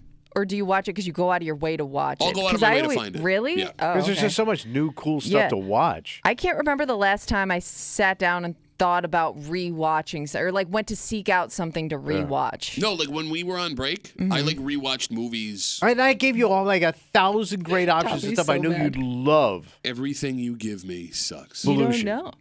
The Comedy Store, the Yeah, I documentary. forgot about that, yeah. I thought that was going to make me sad. I want to be sad. It's not sad. You're not in it.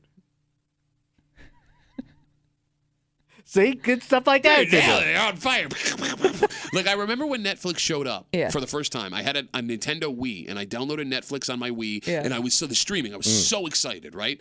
And I'm in my singles apartment, and I'm just going through everything, and I'm saving to watch later. And then, like, 3 months later, half the stuff I saved, it was gone. And I was like, wait, I'm onto the scam already. It's a scam, baby. But you can find something else. I think that's what I think, and maybe that's where my brain's, like, warped at this point, because if I don't see what I want to watch, or if I get there and it's like, too expensive, I don't feel like paying to rent it, then I'm like, I'll just find something else. But there's an even bigger problem when it comes to the artistic value of these things. What's that? Okay, so there are some movies and TV shows that in their time weren't appreciated. Yes, that's true. You get what I'm saying? Brilliant, but canceled. Yeah, exactly. And even movies that it took 10, 20, 30 years for people to go, oh my God, this is amazing, and they find it. And we've been able to save those things because they release them on DVD or there's physical prints of the movies at theaters and they find ways to distribute them again. Yeah. Same with music. Yeah. Now with Netflix and Hulu and companies like that producing their own shows, there's never any physical media of these shows. The only way that they exist, you can't buy a DVD, you can't go to the theaters and see them. The only way you can see them is to stream them. So the ability to find something that didn't catch years later is disappearing. Yeah, probably. Yeah, you're right. I mean, that probably will go away. And I understand that. I guess it doesn't matter if you never heard about it, but the point I'm getting at is there are writers and directors and producers and actors who are going to go completely lost forever because their grand opus that wasn't appreciated in its time is never going to get rediscovered again. Yeah, but how many of those movies you're talking about? There's not that. She's right. I mean, and you got to be a hipster deep. No, I didn't finish my point. I'm sorry. How many of those movies that you were talking about when they first came out, they came out on VHS, so you wouldn't be able to watch them anyways unless you went really way out of your way to figure out a way to get it back. I understand what you're saying, Yeah. but there was a piece of physical media that Yeah. existed that they could make into something you could watch now. Yeah. Where that doesn't exist, and it's not going to exist, because now that one of the biggest media retailers in the world at Best Buy is not going to sell these things anymore, who's going to stay? It's going to be places like the Record Archive are the only places you can go and find these things. That's for the hipster bearded crew. Bro, when's the last time you went into the Record Archive? When you got married? It's everybody. You mean to my Jamaican wife who's a doctor? That hipster beardo? No.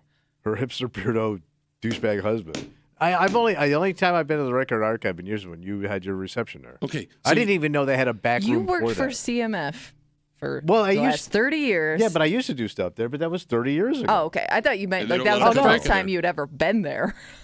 You're not allowed in that place anymore after all the things he did. I don't. You're for someone who works in media and traveled telling jokes and worked in show business for 35, 40 years now. Yeah. You are alarmingly Probably just because he's blasé happy about all that this. stuff would be gone if he was on any of it. Because if you think about it, yeah, you miss it. But most of the time, it's not even top of mind to me. You know what I mean? I mean, unless it comes back around where I would see it somewhere to think about it, it's gone. Just because something's not top of mind doesn't mean it's not important. What if it was important to be top of mind? No, it's not true. Like I'm hungry right now. That's top of mind. Okay. It's in my mind. I'm hungry. I'm not thinking about Seinfeld reruns or Clerks. The other thing I'm thinking about too is there was a time. It was a time. Thank you. Where you could buy like presidential speeches and important moments Yeah. like that on DVD, video, VHS. Hell, there's a whole VHS that still floats around Rochester of all the news coverage of the ice storm. Yep. That doesn't exist anymore either. Right. Which means it's not out of the question that like legitimate important addresses from world leaders, influential people could also disappear. Wouldn't that be forever. on YouTube and on news sites and everything else? I mean, it would still be Unless there. it gets pulled down. That's what I'm saying. Like, Yeah. we don't control it. Right. They do. Okay. And that's a scary situation that somebody could eventually down the road have the ability to wipe things away that they said. Yeah, but if you hear one remarkable speech, Pat, you heard them all. It's not just about good speeches. It's about things that people have said that aren't great. Okay. And it's about things that people would want to hide that they have in their past. all right. Well, but if powerful people who make controversial statements are controlling what is and isn't available, you then are now down a road where somebody can put up whatever image they want and you can't check it. All right. I mean, I always figure now with cell phones and everything else, there's so much out there Yeah, I that you hear can't you. get away with it. If you pull something in public, it's there. I hear you, man. Like when I save it to my cloud that I own in my house. Yeah, it's done. That's like Fort Knox of like cloud. Can't get taken away ever. Right. You're good. And then when I post it on one of the social media sites, they can't take it down because I own those, right? Not allowed to. Yeah, no. Or like when I end up getting rid of this phone. And then it goes to the graveyard, phone graveyard. We come back, we wrap it up. We tell you what we're doing tomorrow next to the break room on CMF.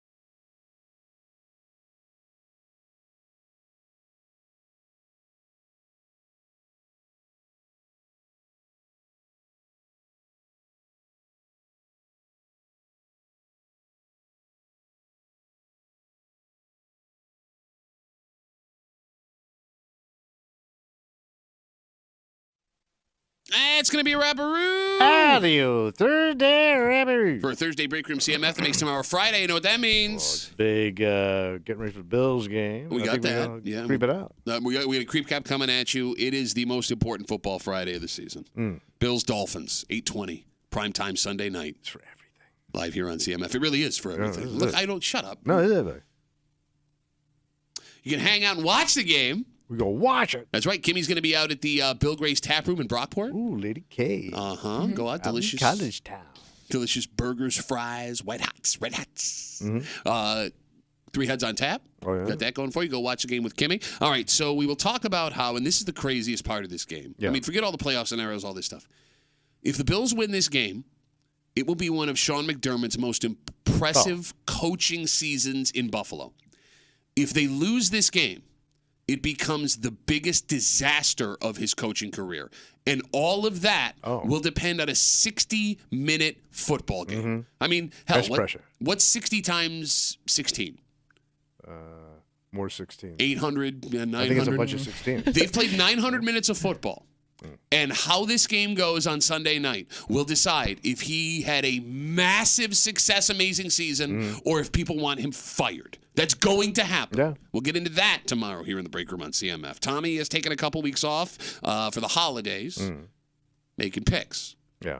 We do that tomorrow. Oh, I'm ready to go, buddy. You sure you're ready? Bro. There's a lot of moving parts here. I'm a South Florida kid. I know Miami inside now. It's my town. My people. And to recap those picks. I still got people down there. Just after 9 o'clock. We will have our good buddies from 95.7 The Fan, Mike Danger, and from the Let's Go Duffalo podcast, which is a new episode that dropped late last night, Ryan Duffy. Ryan Duffy? Ryan will be in. Rising star Ryan Duffy. Bro, his head has gotten so big. And after it should your be. event. It should be. Bro, he ate that up. Ate it. He should. Look, I'm proud of the kid. Oh, my God. You can't be mean to him anymore. No. He did all that work for you, man. All that work. I mean, he put on a performance. Look, the kid sells Let's be real. I have said on this show multiple times that my brother is the most talented member of our family. I never have heard you say that. I've said it multiple period. times. Have Have you I ever not heard said him it? say I that? don't know if you said it into a microphone. I've said it. My brother is by far the most talented. He's way more Oh, no, talented we than I am. know this. I don't think you've ever said it. But, like, he's become insufferable. Really? Insufferable. Really? Running his mouth now? Braggadocious? So he'll be back in tomorrow. Can't wait. To recap all of Tommy's picks along with Danger on a Football Friday here in the break room on CMF. We got to get out of the way for Kimmy, who openly lied into a microphone saying that she's never had a post-sex snack with her husband.